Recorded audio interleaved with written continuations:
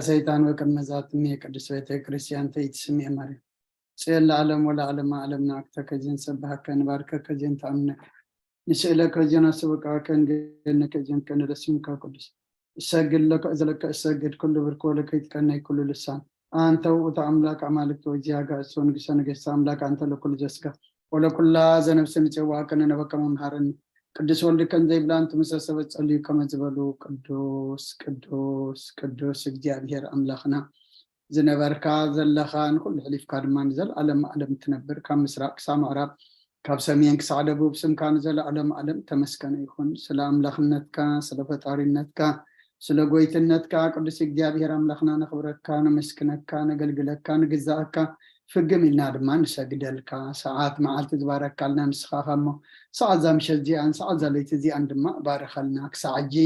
ምሳና ዘለኻ ተመስገን ንብለካ ተረፈ ህይወትና ከይትፍለየና ድማ ነመቕባካ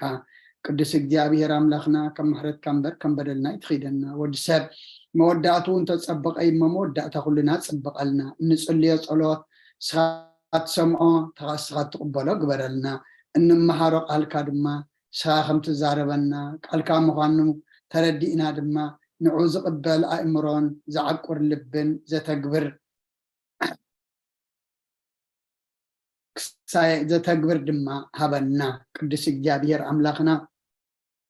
ንዓለም ሰላም ነዛ ዘለና የሃገር ሰላም ንሃገርና ንህዝብና ንጎረባብትና ኣመንጎና ሰላም ሃበና ዝኩሉ ኣብ ዓለምና ንሪኦ ዘለና ብተፈላለየ ሕማቅ ነገር ናብ ፅቡቅ ቀይረልና ንስኻ ፅቡቅ እምበር ሕማቅ የብልካን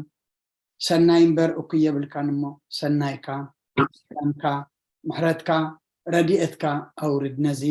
ኣብ መንጎ እስራኤልን ኣብ መንጎ ፍልስጤማውያን ንሪኦ ዘለና መቕዘፍቲ ሞት ድማ ኣምላኽና እስኻ ይኣክል በል ብናይ ኣዴና ቅድስት ድንግል ማርያም ኣማላድነት ብናይ መላእክቲ ተራዳእነት ብናይ ነቢያትን ሃዋርያትን ጻድቃንን ሰማዕታትን ጸሎት ኣይትፈለየና ኣብ ሕማም ዘለው ኩሎም ኣስማቶም ንፈልጦም ዘይንፈልጦም ብዓይኒ ምሕረትካ ጠምተልና ኣብ ሓዘን ዘለው ጸናንዓልና ተጨኒቆም ዘለው ርህወሎም ፀሚዮም ዘለው ንስዓዮም ስጋ ኣብ ነፍሲ ተኣስሩ ተሓዮም ፋሕ ዝበሉ ኣክቦም ዝወፈሩ ድሓን እትዎም ዝገሹ ድሓን ምለሶም ወሊድና ነዕብዮም ዘለና ወዳቶም ኣወልዶም ዓበይቶም ንእሽቶም ባርኸልና ንዓኻ ዝኾኑ ግበረልና ብሰማያት ትነብር ኣቦና ስምካ ይቀደስ መንግስትኻ ትምጻእ ፈቃድካ እንተ ኣብ ሰማይ ከምኡ ድማ ምድሪ ይኹን ንዕለት እንጀራና ለማሃበና ንሕናን ዝበደሉና በደሎም ከም ዝሓደግናሎም በደልና ንዕሰና እንደገልና ካብ ክፋ ድሕነና እምበር ኣብ ፈተና ይተእትወና መንግስትን ሓይልን ክብርን ዘለዓለምና ናትካ ኢማ ኣሜን ዕዝት ማርያም ብናይ ቅዱስ ገብርኤል መልኣክ ሰላምታ ሰላም ለክለኹ ኢልናኸ ድንግል ብስጋኹ ድንግል ኢኺ ኣደይ እግዚኣብሔር ፅባኦት ጎይታ ሰራዊት ሰላም ለክለኹ ንስብካ ንስ ብርኽቲ ኢኺ ፍረከር ስኹም ብርኽዩ ኦምልተ ጸጋ እግዚኣብሔር ምሳኺ እዩ ኦፍስቲ ደስ በልኪ ሓጢኣትና ሰሪየልና ናፍቲ ወድኺ ኢየሱስ ክርስቶስ ምእንታና ምሕረት ለምንልና ኣሜን ይፍታህ ወይ ስርግ ጅና ኣምላክን ሙዳን ኢየሱስ ክርስቶስ ካኒከ ካና ሰራያት ያደም ሳሲ አበሳ ወልዱ ለብሩ ከሳቴ ብርሃን አንቱም አብየ ካናት ወይ ዲያቆናት ኦራን ሳይርጎ ጻናት በበስምክሙ ኩርፍታኖን ጻነ ይረሰን ስኩላን ሰማያት ዚዮ መሐረነ ክርስቶስ መልዓሰት ተኸልተ ዚዮ መሐረነ ክርስቶስ ዚዮ መሐረነ ክርስቶስ ዚዮ መሐረነ ክርስቶስ ዚዮ መሐረነ ክርስቶስ ዚዮ መሐረነ ክርስቶስ ዚዮ መሐረነ ክርስቶስ ዚዮ መሐረነ ክርስቶስ ዚዮ መሐረነ ክርስቶስ ዚዮ መሐረነ ክርስቶስ ዚዮ መሐረነ ክርስቶስ ዚዮ መሐረነ ክርስቶስ ዚዮ መሐረነ ክርስቶስ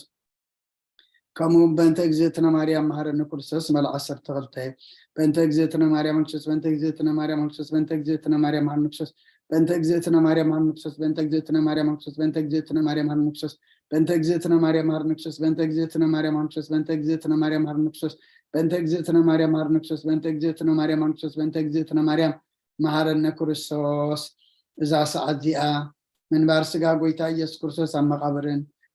مفصمتا ساعات معلتن ايا كمون دك أسام سالمس لزخونت كموداتا جزي على مسر تقصر ناي مسجانا صلوت سناي نجار نزجبرلنا يقرب حالي زي أبيه ربون قويتنا أملغنا مدحنا يسكر صوت نمسكنا لنا سويرنا ردي إناني اللي ولنا نقربنا تقبلنا تماغنا نطنينا كسعزا سعد جاونا بتحنا أيو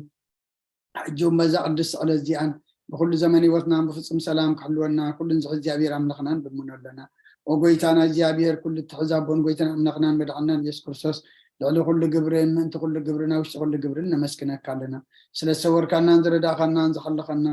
نبغاون سلا أقرب كنا نتقبل كنا سلا دعو كنا نزتنا كنا ساعة جاون سلا جب صح كنا مسكنا كلنا وقويتا يقرب لنا وما فكر سب سلا زند منا كلنا كم محرت كون دللنا إذا قد السؤال جيان كل زمن وقتنا أخاب مفراد بفصم سلام كم فصم هبنا كل قناعة كل مكان حبهم كل زخنة كل قبر سيطان مخرخ فأسبات من لعل سلام أقويتا كبار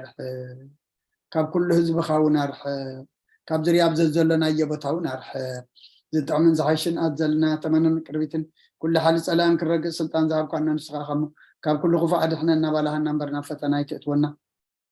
هذا ودخا بيتنا ملغنا مدعنا يسكر ساس من تفقر سابيلي بزقبر محرتين قرتان مساقا معر محوم زغنا منفذ كل سن زغانا صنعات بؤزل لك على من كل ساعة نزل علم أمين نيني صحا مزمور حمسان حدن وأملاك مسالخا محرني كم تعبير أخا أبا سايد مسس كابا سايد صديق حسبني كابا حتياتي وناسريني أنا أبا سايد فلت ألخم حتياتي كل جزيب كنمئي زربا خاص عدو فرغا نسوان كاتر كبسا أنا أخاطر يبدلكو أمكن ميخا أكي قبركو نوبا بسات ولدكو نيكا بحاتي أتنستني نونا حق أو اشتغات رليو أبهو انتو مهرني انت غصار سوسما زات ريني كبرتك صعودو صبني تنزغت كتقين عصم تحقوسات بحطان حقوسنا اسمعني كزغا بحاتي أتيكو ولو بزلع بساي وندمسسو وعملاق صوري لي بفتر لي شنو منفسك أو اشتحدث كابقت كاي دربيني قدس منفسك أو ناي تقدفني حقوس مدحان كاملة سلي فقادنيا منفس وندقفني نقد خاني مفرس غمرم إيه هاتان نبغاهم لسؤيم وأملاق مدحاني كابدا دمان نقفني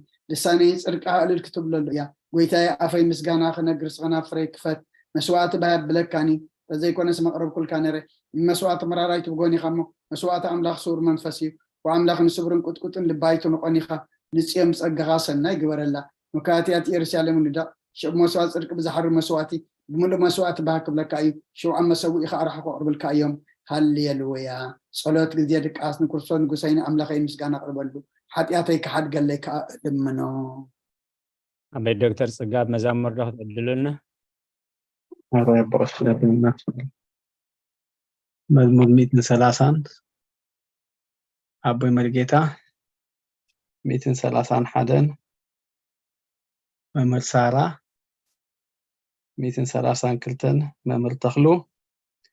233 دكتور كفلاي 234 أبو عشي 237 أنا خنبباي قرب جزي أخبركم ده ولا ده؟ دحان بزحات سلازلنا دحان كسلونا 238 ممر سارة 241 أبوي مرقيتا 240 دكتور كفلة 246 أبوي غشي 247 أنا خنبباي 248 أبوي مرقيتا هاي سلغالات وزاير استمسكن يهون بتاع حريت جمرية كالو تكسيله خبصحن مالتي هالليلويا نجزابير كاب سمايات عمسكنو أب أريا ما مسكنو كلهم ملأختو ومسكنو كلهم سراويتو ومسكنو أتنصحين ورحن أمسكنو أتمرهات كواخبتي أمسكنو أتم ناس سماياتن أبلع سمايات زلهم ماياتن أمسكنو مسو عزيزو تفتيروم يممو نسم إجزابير يمسكنو نزل عالم قومهم زي حل في حقها أهبهم نإجزابير كامدرا أمسكنو أتم قبلات بحرن معمقن كلهم أتم حاون بردن أصحيتان قمن قالوا تسلت هبوبلان أتم أخرانن كربيتن كلهم فريتا أوامن صحدتاتن كلهم أراويتن كلاتكم من سسان لما من تبلون نفرت عوافن نقستات مدرن كلاتكم أحزابن مسافنتن كلاتكم فرت مدرن أقبازن قرازتن عبيت مسنا عيشو سم بين العلي وقرمو قبل علي سماين مدرن يمو نسم እግዚአብሔር يمسجنو نهزبون قرنا العلى ስለዚህ ሁሉም ቅዱሳኑ ደቀ እስራኤል የተዝቀርቦ ህዝብ يمسجن الله هاليلويا هاليلويا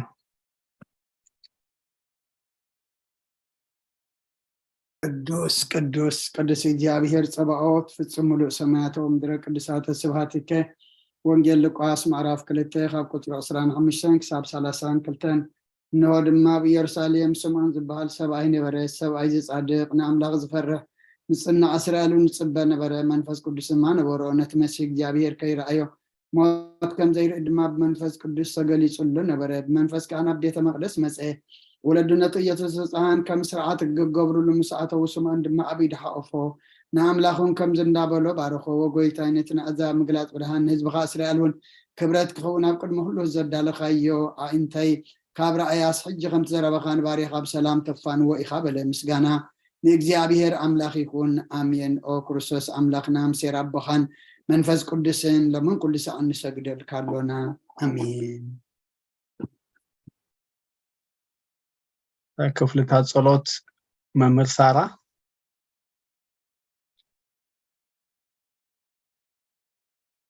ተመክሪ መምህር هو دكتور سلام ቤተሰብ መድኃኔዓለም እንሆ ኣብ ክፍልታት ጸሎት እንሆ ኣብ ቅድመ ትኩኖ ፈራዲ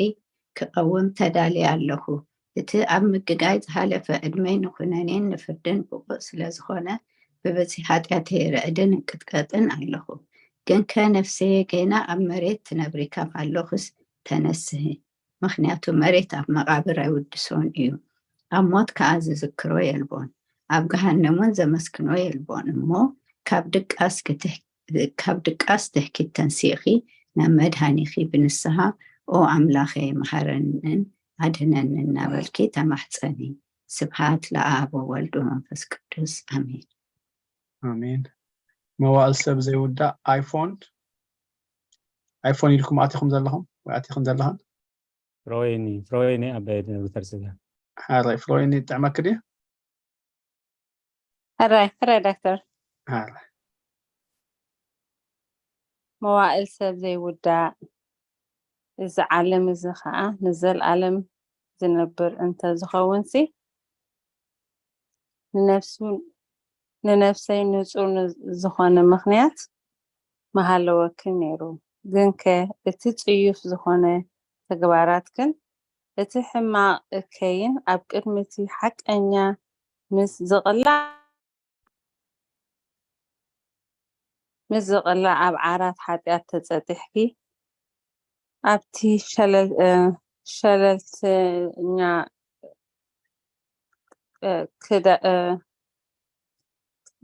ክዳዕን ስጋኺ ኮለኪ እንታይ እዩ እዚ እትዕበዮ መልሲ? ኦ ክርስቶስ ኣምላኸ በዚ ኣዝየ ዝፈርህ ፍርድኻ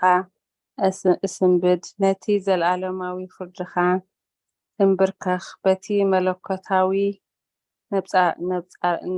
ነጸብራዊ ብርሃንካ እንቅጥቀጥ ኣለኹ። ኣነ ሕሱም ድኑስ ኣብ ዓራተይ ደቂሰ ዘለኹ ኣብ ህይወተይ እውን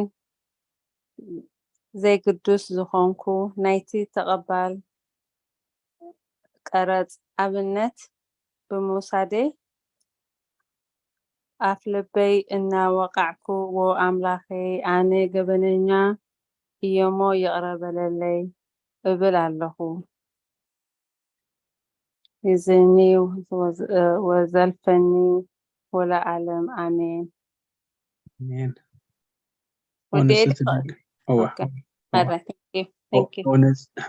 ንጽህቲ ድንግል ዶክተር ክፍለ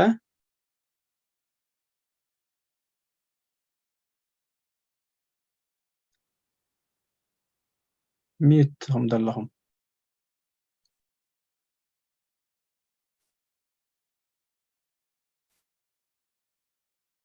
ሓራይ ረዘነት እሺ ከመይ ውዕልኩም መስገን ኦ ንጽህቲ ድንግል ናብ ባርያኺ የተቕልጡፍ ረድኤት ክዘርግሒ ነቲ ኣብ ሕልናይ ከም ማዕበል ዝጋመጠል ክፉእ ሓሳባት ካባይ ኣርሕቕዮ ነታ ሕምምቲ ነፍሰይ ብኸንትነት ኣዝዩ ሃለዋታ ጥፊእዎ ኣሎ እሞ ናብ ጸሎትን ምንቕቓሕን ኣበግስያ። ምክንያቱ ንስኺ ከኣሊት ምሕረት እትልምኒ ኣላይት ኣደ ኢኺ ኣደ ምንጪ ህይወተይን ንጉሰይን ኣምላኸይን ጎይታይ ኢየሱስ ክርስቶስ ተስፋ ኢኺ ኣሜን ኣሜን ወጎይታ በዛለይቲ እዚኣ ዶክተር ክፍለ ሕጂ ኣሚት ከዓ ኣለኹም ምስለኒ ጎይታ በዛለይቲ እዚኣ ንዓሞ ብዘይ ሓጢኣት ክንሓድር ሓልወና ወኣምላኽ ኣቦታትና ንስኻ ብሩኽ ኢኻ በረኸትካ ኣዝዩ ብዙሕ እዩ ቅዱስ ስምካውን ንዘለኣለም ክብሪ ዝመልኦ እዩ እሞ ኣሜን ጎይታ ከምቲ ኣባኻ ተወኪልናዮ ዘለና ምሕረትካ ከምኡ ትኹነልና ኣዒንቲ ኩሉ ንዓኻ ይፅበያ ኣለዋ ንስኻ ኸ ኣብ እዋኑ ምግቢ ትህቦም ኣምላኽናን መድሓኒናን ተስፋ ኩላ ወሰናት ምድሪ ስምዓና ጎይታ ንስኻ ኢኻ ካብዚ ዓሌት እዚ ንዘለኣለም ተድሕነናን ተዕቁበናን ኣሜን ጎይታ ብሩኽ ኢኻ እሞ ፍርድኻ መሃረኒ ጎይታ ብሩኽ ኢኻ እሞ ሓቅነትካ ረዳእኒ ጎይታ ብሩኽ ኢኻ እሞ ክብርኻ ኣብርሃለይ ጎይታ ምሕረትካ ንዘለኣለም ይነብር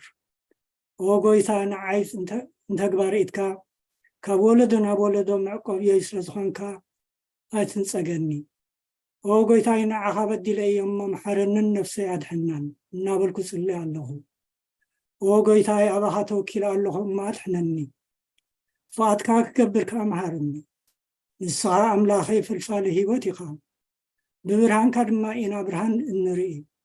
ምሕረትካ ናብቶም ዝፈልጡኻ ክብርኻ ከዓ ናብ ቁንዓት ልቢት ትምፃእ ፀጋን በረኸትን ምስጋናን ብሓቂ ናትካ እዩ ቅድሚ ዓለም ዝነበርካን ንዘለኣለም ትነብር ዘለኻን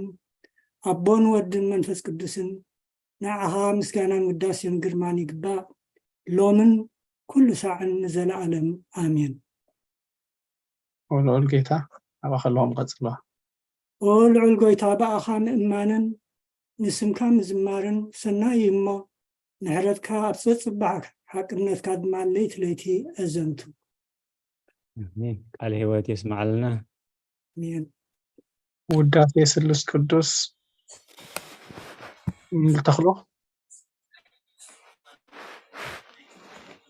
ውዳሴ ስሉስ ቅዱስ ቅዱስ እግዚአብሔር ቅዱስ ኃያል ቅዱስ ሕያው ዘይመውት ኣብ ቅድስት ድንግል ማርያም ዝተወልደ መሐረና ቅዱስ እግዚአብሔር ቅዱስ ኃያል ቅዱስ ሕያው ዘይመውት ኣብ ዮርዳኖስ ዝተጠምቀ ኣብ ልዕሊ ዕፀ መስቀል ምእንታና ዝተሰቕለ መሐረና ቅዱስ እግዚአብሔር ቅዱስ ኃያል ቅዱስ ሕያው ዘይመውት ኣብ ሳልሳይ መዓልቲ ከሙታት ዝተንስአ ብምስጋና ናብ ሰማይ ዝዓረገ ኣብ የማን ኣቦኡ ዝተቐመጠ ኣብ ሕያዋንን ምውታንን ክፈርድ ከም ብሓድሽ ክመጽእ ጌታ መሐረና ምስጋና ንኣብን ወልድን መንፈስ ቅዱስን ሎምን ኩሉ ሰዓን ዘለዓለም ዓለም ይኹን ኣሜን ስሉስ ቅዱስ መሐረና ስሉስ ቅዱስ መሐረና ስሉስ ቅዱስ መሐረና ጎይታ ኃጢአትና ሓደገልና ጎይታ በደልና ይጸብጸበልና ጎይታ ኣበሳና ይቅረበለልና ጎይታ ንሕማት ዝኻብ ፀሓዮም ሞመንት ቅዱስን ስምካ ኢልካ ፈውሶም ጎይታ ነቶም ዝሞቱ ቦታትና ነዴታትና ነሕዋትና ነሓትና ከዓ ነፍሰ ማዕርፍ ካብ ኃጢአት ንጹህ ዝኾንካ ጎይታ ርድኣና ልማ ካብ ኃጢአት ንጹህ ዝኾንካ ጎይታ ርድኣና ልማናና ከዓ ተቀበለልና ክብርን ምስጋናን ብፍጹም ማዕርግን ቅድስናን ንዓኻ ይግባእ ኣሜን ጎይታ መሐረና ጎይታ መሐረና ጎይታ ባረኸና ጎይታ ብቕዓት በረና ምስጋና ከምዚልና ክንጽልብ ሰማያት ትነብር ኣቦና ስምካ ይቀደስ መንግስት ትምስራ ፍቅድካ እንታ ኣብ ሰማይ ከምኡ ድማ ምድሪ ይኹን ዕለት እንጀራና ለማህበና ናን ዝበደሉና በደሎም ከም ዝሓደግናሎም በደልና ንዕሳና እንደገና ክፋድሕነና እምበር ኣብ ፈተና ይተእትወና መንግስትን ሓይልን ክብርን ንዘለኣለም ናትካ ኢማ ኣሜን እዝት የማርያም ብናይ ቅዱስ ገብርኤል መልኣክ ሰላምታ ሰላም ለክለኹ ብሕልናኸ ድንግል ኢኺ ብስጋኹን ድንግል ኢኺ ኣደ እግዚአብሔር ጽባኦት ጎይታ ሰራዊት ሰላም ለክለኹ ንስኻ ከዓ ንስ ብርኽቲ ኢኺ ፍረ ከርስኹም ርኺ ምልተ ጸጋ እግዚአብሔር ምሳኺ እዮብስቲ ደስ በልኪ ኃጢአትና ሰሪየልና ናብ ፍቲ ወድኺ ኢየሱስ ክርስቶስ ምእንታና ምሕረት ለምንልና ኣሜን ምስጋና ንቅድስት ድንግል ማርያም ተምኒት እሺ ከመይ ይሁን አሜን ገና ቅድስት ድንግል ማርያም ቅድስት ምልእቲ ጸጋ ኩሉ ግዜ ድንግል ዝኾንኪ ወላዲት ኣምላኽ ኣደ ክርስቶስ ሰላም ንብለኪ ምእንተ ኃጢአትና ክሓድገልና ናብ ፍቁር ወድኺ ጸሎትና ዓርግልና ንሓቀኛ ብርሃን ኢየሱስ ክርስቶስ ኣምላኽና ዝወለድክልና ቅድስት ድንግል ሰላም ንብለኪ ንሓጢአት ነፍስና ሓዲጉ ክምሕረና ናብ ጎይታ ለምንልና ቅድስት ድንግል ማርያም ወላዲት ኣምላኽ ንዘለሰብ እምንቲ ማላዲት ናብ ወድኺ ኢየሱስ ክርስቶስ ብሕድገት ኃጢአት ክጽግወና ለምንልና ናይ ሓቂ ንግስቲ ድንግል ሰላም ንብለኪ ንኣማኑኤል ኣምላኽና ዝወለድክልና ኩርዓት ዘቀና ሰላምታ ነቕርበልኪ ودنجل بقيتنا إيسوس كريستوس تأمنت أمالادي حاجاتنا من تفعل لنا تذكرنا آمين. መእተዊ ጸሎተ ሃይማኖት ሙሉ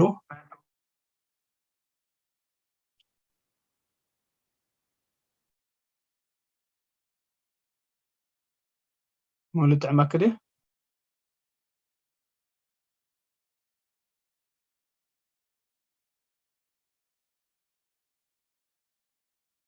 ኣይትስምዐን ኣለኹ ሙሉት ገበን ከልያ ميتي غزال لهم ولا حتى تسمعنا أنت اللي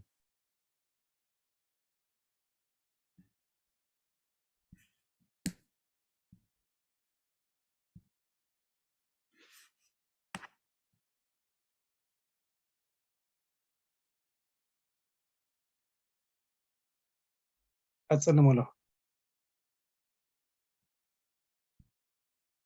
غفي تالا قلنا يسمعنا له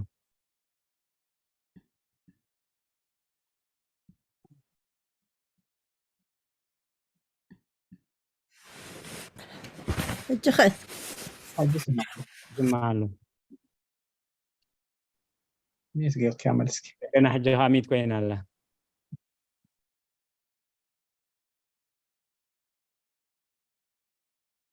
ميت ኣለኹም ሎ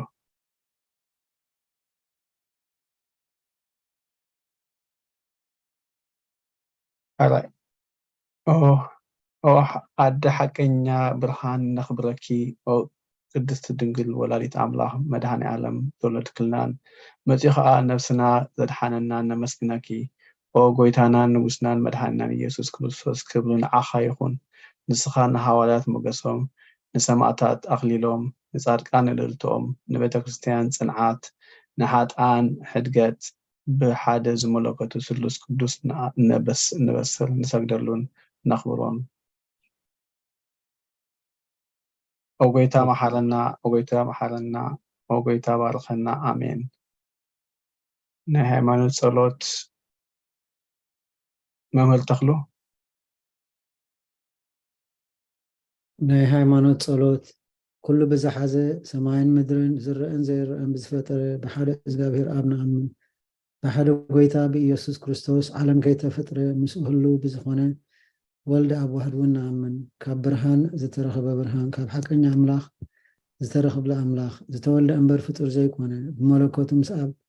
ማዕረ ዝኾነ ኩሉ ብኡ ዝተፈጥረ ብጀክኡ ግና ኣብ ዝምድር ዘሎ ይኹን ወይስ ኣብ ሰማይ ዘሎ ምንም ተፈጥሮ የልዎን ምእንታና ምእንቲ ሰብ ምእንቲ ድሕነትና ካብ ሰማያ ዝወረደ ብመንፈስ ቅዱስ ካብ ቅድስቲ ድንግል ማርያም ስጋ ለበሰ ሰብ ኮነ ሰብ ኮይኑ ድማ ብዘመን ጴንጠላዊ ጲላጦስ ምእንታና ተሰቐለ ሓመመ መከራ መስቀል ተቐበለ ሞተ ተቐብረ ኣብ ቅዱሳን መጽሓፍቲ ከም ተጻሕፈ ኣብ መበል ሳልሳይ መዓልቲ ካብ ሞታት ተፈሊጡ ተንስአ ብኽብሪ ናብ ሰማይ ዓረገ ኣብ የማን ኣቦኡ ተቐመጠ ከም ብሓድሽ ንህያዋንን ንሙታንን ክፈርድ ብኽብሪ ክመጽእ እዩ ንመንግስቱ እውን መወዳእታ የብሉን ጎይታናን መሕወይናን ብዝኾነ ካብ ኣብ ዝተረፀ መንፈስ ቅዱስ ንኣምን ምስ ኣብን ወልድን ንሰግደሉን ንመስግኖን ብነቢያት ዝተዛረበ እዩ ልዕሊ ኩሉ ናይ ሃዋርያት ጉባኤ ብዝኾነት ብሓንቲ ቅድስት ቤተክርስትያን ንኣምን ንሕድገት ሓጢኣት ብሓንቲ ጥምቀት እውን ንኣምን ትንሳኤ ሙታንን ንዘለዓለም ዓለም ዝመጽእ ህይወትን ተስፋ ንገብር ኣሚን አሜን። ጎይታ ጸሎትና ሰሚዕካ ሓጢኣትና ሓደገልና ክሪያላይሶን ክሪያላይሶን ክሪያላይሶን كريلايسون كريلايسون كريلايسون ክሪያላይሶን ክሪያላይሶን ክሪያላይሶን كريلايسون كريلايسون كريلايسون ክሪያላይሶን ክሪያላይሶን ክሪያላይሶን كريلايسون كريلايسون ክሪያላይሶን ክሪያላይሶን ክሪያላይሶን كريلايسون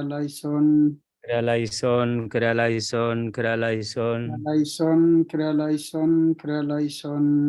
ክሪያላይሶን ክሪያላይሶን ክሪያላይሶን كريلايسون كريلايسون كريلايسون ክሪያላይሶን كريلايسون كريلايسون كريلايسون ክሪያላይሶን ክሪያላይሶን كريلايسون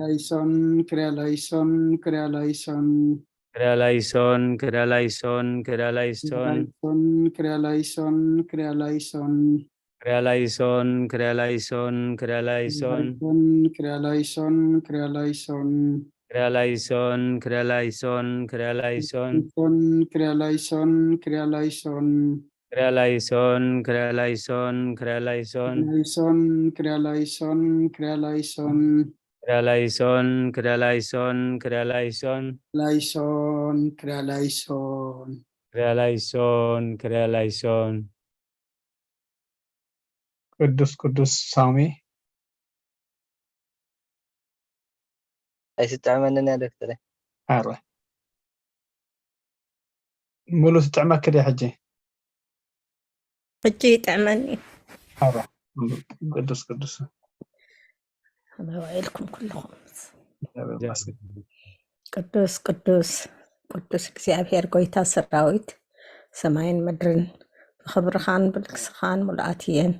ኦ ንኩሉ ተመልኽ እግዚአብሔር ኣቦ መሓረና ጎይታ ሰራዊት ኣምላኽ ሓይልታት ምሳናኹን ምክንያቱ ኣብ ግዜ ሽግርናን ጭንቀትናን ብዘይካኻ ርዳእ የብልናን ኦ ኣምላኽ ኣባና ሕደር ንበደልና ይቕረታን ምሕረትን ግበረልና እቲ ብድልየትናን ብዘይድልየትናን ዝገበርናዮ እቲ ብፍላጥን ብዘይፍላጥን ዝሰራሕናዮ ስውርን ግሁድን ዝኾነ ሓጢኣትና ምእንትቲ ልዕልና ዝስመ ቅዱስ ስምካ ኢልካ ኦ ጎይታ የረበለልና ኦ ጎይታ ከም ምሕረትካ ዳኣ እምበር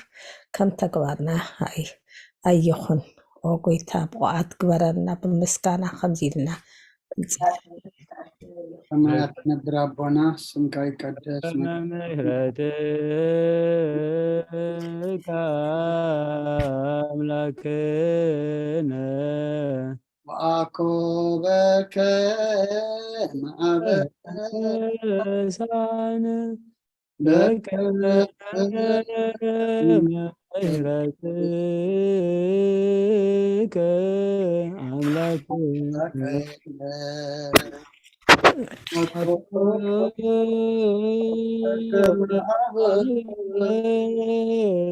ሳነ በከመ ምሕረትከ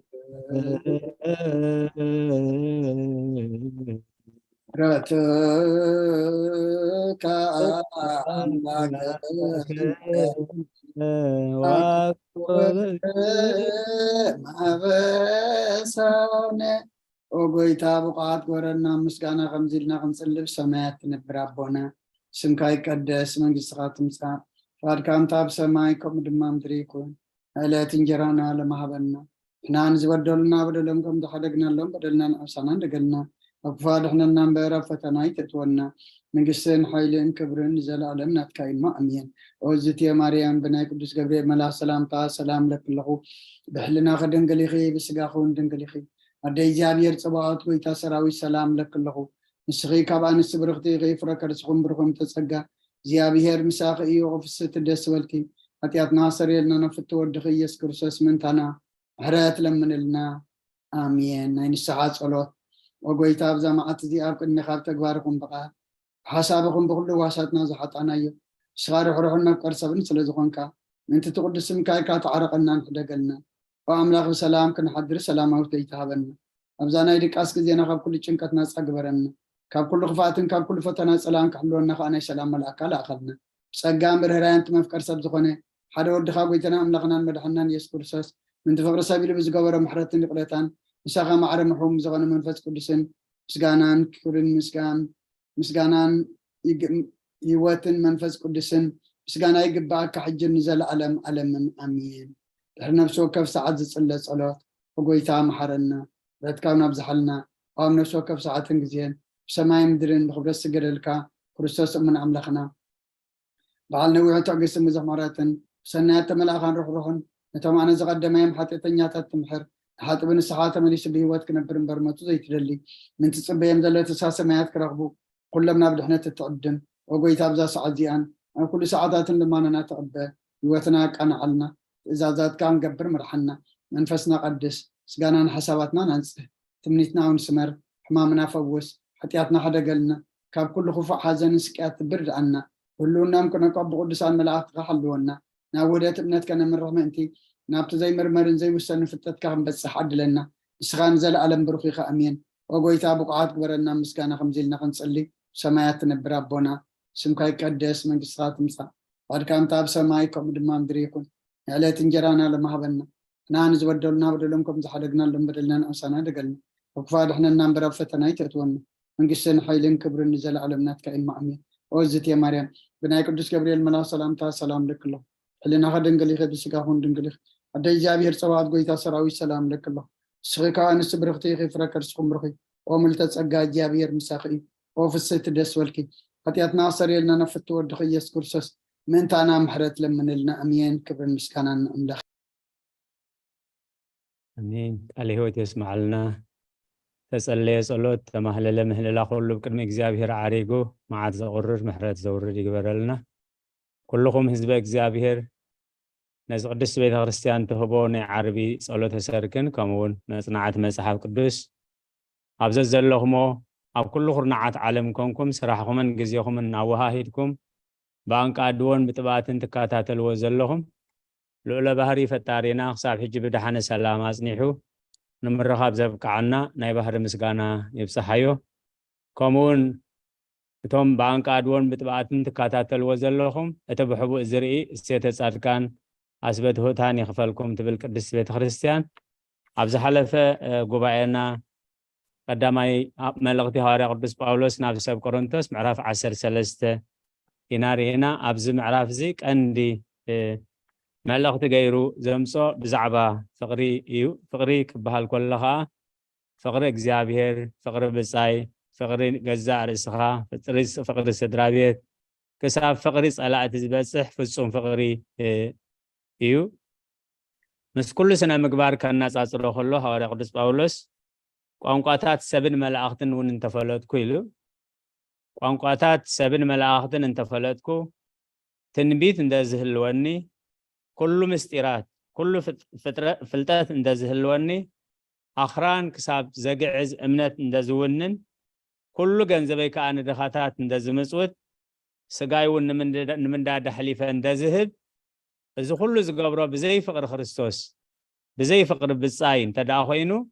ኩሉ ከንቱ እዩ እንበለ ፍቅሪ ከንቱ ውእቱ ኢሉ ነዚ እዩ ገሊጽልና ስለዚ ሎሚ ከም ፍቓድ እግዚአብሔር ናብ ምዕራፍ 14 ኢና ካብ 1 ክሳብ 25 ዘሎ ብዛዕባ ትንቢትን ቋንቋታት ምዝራብን ኣገባቡን ካብ 26 ክሳብ 40 ዘሎ ከዓ ብዛዕባ ሕግን ስነ ስርዓትን ቅድስት ቤተ ክርስቲያን ማለት ኣብ ውሽጢ ቅድስት ቤተ ክርስቲያን ክህሉ ዘለዎ ሕግን ስርዓትን ዝምልከት ይገልጽ ስለዚ ንምንባብ ዝጥዕመኩም ወይ ዝጥዕመክን እንተለኹም ምልክት ግበርለይ ናብ ንባብ ኢና ክንኣቱ ሙሉ ለኹፍ ኣቦና ሕራይ ሙሉ ሓብተይ ካብ ምዕራፍ ካብ ቁፅሪ 1 ክሳብ 25 ሕራይ ካልኦት ሕራይ ኣስማይት ካብ 26 ክሳብ 40 ክሳብ መወዳእታ ማለት እዩ ሕራይ ቀጽል ሙሉ ሓብተይ ሕራይ ምዕራፍ 14 ኦኬ ቁፅሪ 1 ንፍቕሪ ሰዓብዋ ንመንፈሳዊ ውህበት ምናዳግና ክትንበዩ ይቆንዑ እቲ ብቋንቋ ዝዛረብ ምስጢራት መንፈስ ይዛረብ ኣሎ ሓደ እኳ ኣየስተውዕሎን እዩ እሞ ንኣምላኽ እምበር ንሰብ ኣይኮነን ዝዛረብ ዘሎ እቲ ትንቢት ዝንበግና ንሰብ ዝሃንፅን ዝምዕድን ዘጸናንዕን እዩ ዝዛረብ ቋንቋታት ዝዛረብ ንርእሱ ይሃንፅ ትንቢት ዝንበግና ንማሕበር እዩ ዝሃንፅ ስለዚ ኩልኻትኩም ብቋንቋታት ክትዛረቡ ምናዳግና ክትንበዩ እፈቶ ኣለኹ እታ ማሕበር ምእንቲ ክትሃነፅ ዝትርጉም እንተዘይኮነስ ካብቲ ብቋንቋታት ዝዛረብ እቲ ትንቢት ዝንበ ይዓቢ ኣሕዋተየ ሕጂ ግና ብቋንቋታት እናተዛረብኩ እንተዝመፀኩም እሞ ብራእይ ወይ ብፍልጠት ወይ ብትንቢት ወይ ብምህሮ ገይረ እንተዘይዛረበኩም እንታይ ከጠቕመኩም እዩ እቲ መለኸት ዘይፈልጥ ድምፂ እንተድሃየኸ መን እዩ ንውግእ ዝስለፍ እቲ ህይወት ዘብሉ እሞ ድምፂ ዘድሂ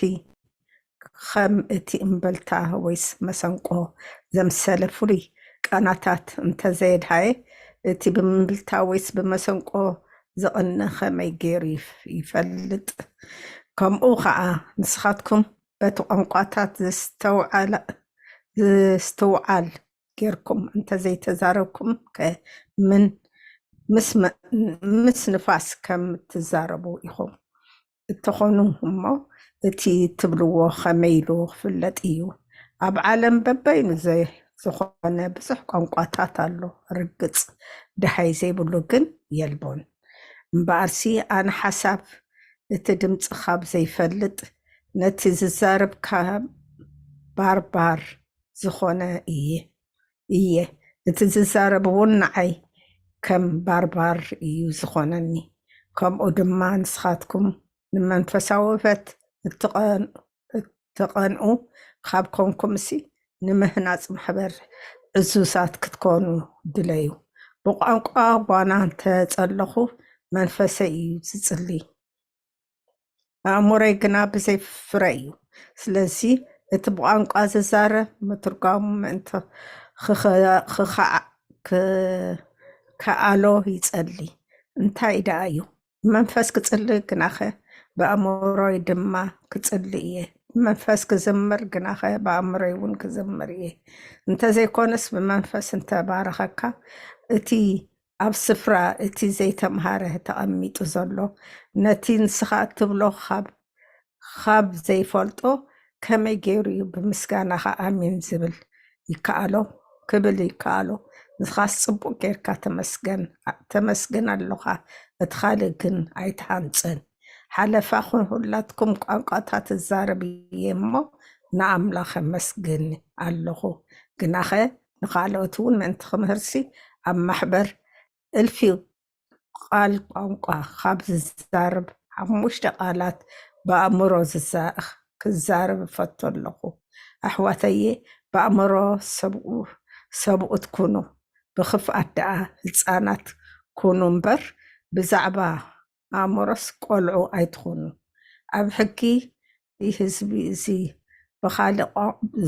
ቋንቋኦም ሰባት ብከናፍር ጓኖት ገይረ ክዛረቦ እየ። ምስናይ እዚ እኳ ኣይክሰምዑን እዮም ይብል እግዚኣብሔር ዝብል ፅሑፍ ኣሎ። ስለዚ ቋንቋታት ነቶም ዘይኣምኑ ምልክት እዩ እምበር ነቶም ዝኣምኑ ኣይኮነን። ትንቢት ግና ነቶም ዝኣምኑ ምልክት እዩ እምበር ነቶም ዘይኣምኑ ኣይኮነን። ደጊም ኩላ እታ ማሕበር ሓቢራ እንተተኣከበት ኩላቶም ከዓ ብቋንቋታት እንተተዛረቡ እሞ ዘይምሁራት ወይስ ዘይኣምኑ ሰብ ኣብኡ እንተኣተው ተፀሊሎም ዶ ኣይብሉን እዮም? ግናኸ ኩላቶም እንተተነበዩ እሞ ሓደ ዘይኣምን ወይስ ዘይምሁር እንተኣተወ ኩላቶም ይገንሕዎ፣ ኩላቶም ይፈርድዎ እዮም። እቲ ኣብ ልቡ እተሓብአ ድማ ይግለፅ እሞ ከምኡ እውን ኣምላኽ ኣብ ማእከልኩም ከም ዘሎ እናነገረ ብገፁ ተደፊኡ ንኣምላኽ ክሰግድ እዩ። ቃለ ህይወት የስማዓልና። ሓጋይ ኣስማዒት ሓፍትና ቀፅሊ። ሓረ ካብ 26 ኣሕዋተይ እንታይ ዳ እዩ ክትእከቡ ከለኹም ነፍሲ ወከፍኩም መዝሙር ኣለዎ፣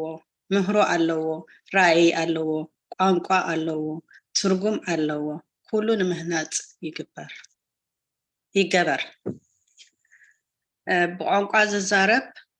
እንተሎ ክልተ እንተበዝሑ ከዓ 3 ይኹኑ እሞ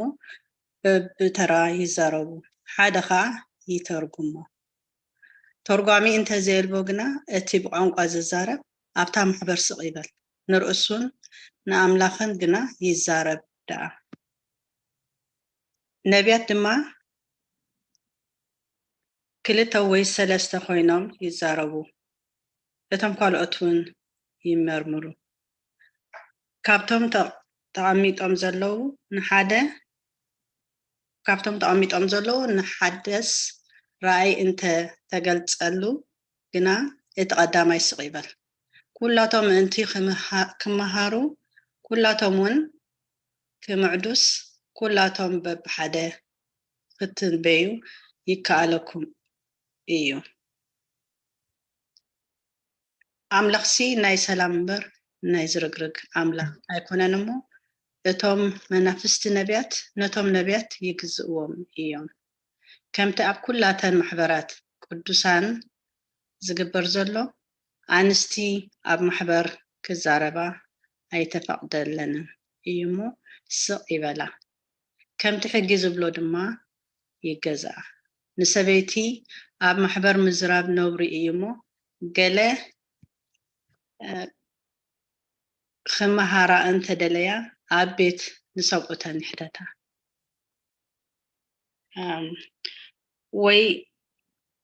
ويس قال أملاخ دو هابخاتكم يوز وطه ويس أبخاتكم ترايو ديوز وطه هذا نسون رأسو نبي ويس منفساوي خمزخانه انت مسلو ازيز تصحفلكم زلخو نايز قابير تأزازات مقانو يفلد اتي خفلت اوزي دلي قنا اي فلتو عواتي سلازي كتنبيو هارر بلو وعنقاتات مزراب دما አይትከልከሉ ግና ኩሉ ብስርዓትን በገባብን ይኹን አሜን። على ህይወት ይስማዕልና አሜን አሜን። ስለ ቃላቱ እግዚአብሔር ተመስገነ ይሁን። ዝኸበርኩም ህዝበ እግዚአብሔር ምናልባት ድሕሪ ኢልኩም ዝኣተኹም መልእኽቲ ሐዋርያ ቅዱስ ጳውሎስ ናብ ሰብ ቆሮንቶስ ቀዳማይ ምዕራፍ 14 ኢና ነንብብ ዘለና። ካብዚ ቀፂሎም ከዓ ሓውና መምህር ተክለማርያም ጽማቕ ናይዚ ምዕራፍ ክገልጹልና እየም። ንሓውና መምህር ተክለማርያም መንፈስ ቅዱስ ዝዛረበሉ አንደበት ንኹላህና ንበረኸት ዝኸውን ቃል ኣብ ልሳኖም ክቐምጥ ንሕና ከዓ በእዛን መንፈስ ክንሰምዖሞ 30-60 ሚእቲ ሰናይ ፈሪና ክንነብረሉን ክንድሕነሉን ክንጸድቀሉን ከነገልግለሉን ናይ እግዚአብሔር ቅዱስ ፍቃድ ይሆነልና። عودة مهرت حاونا مهرت مريم يوفي الله.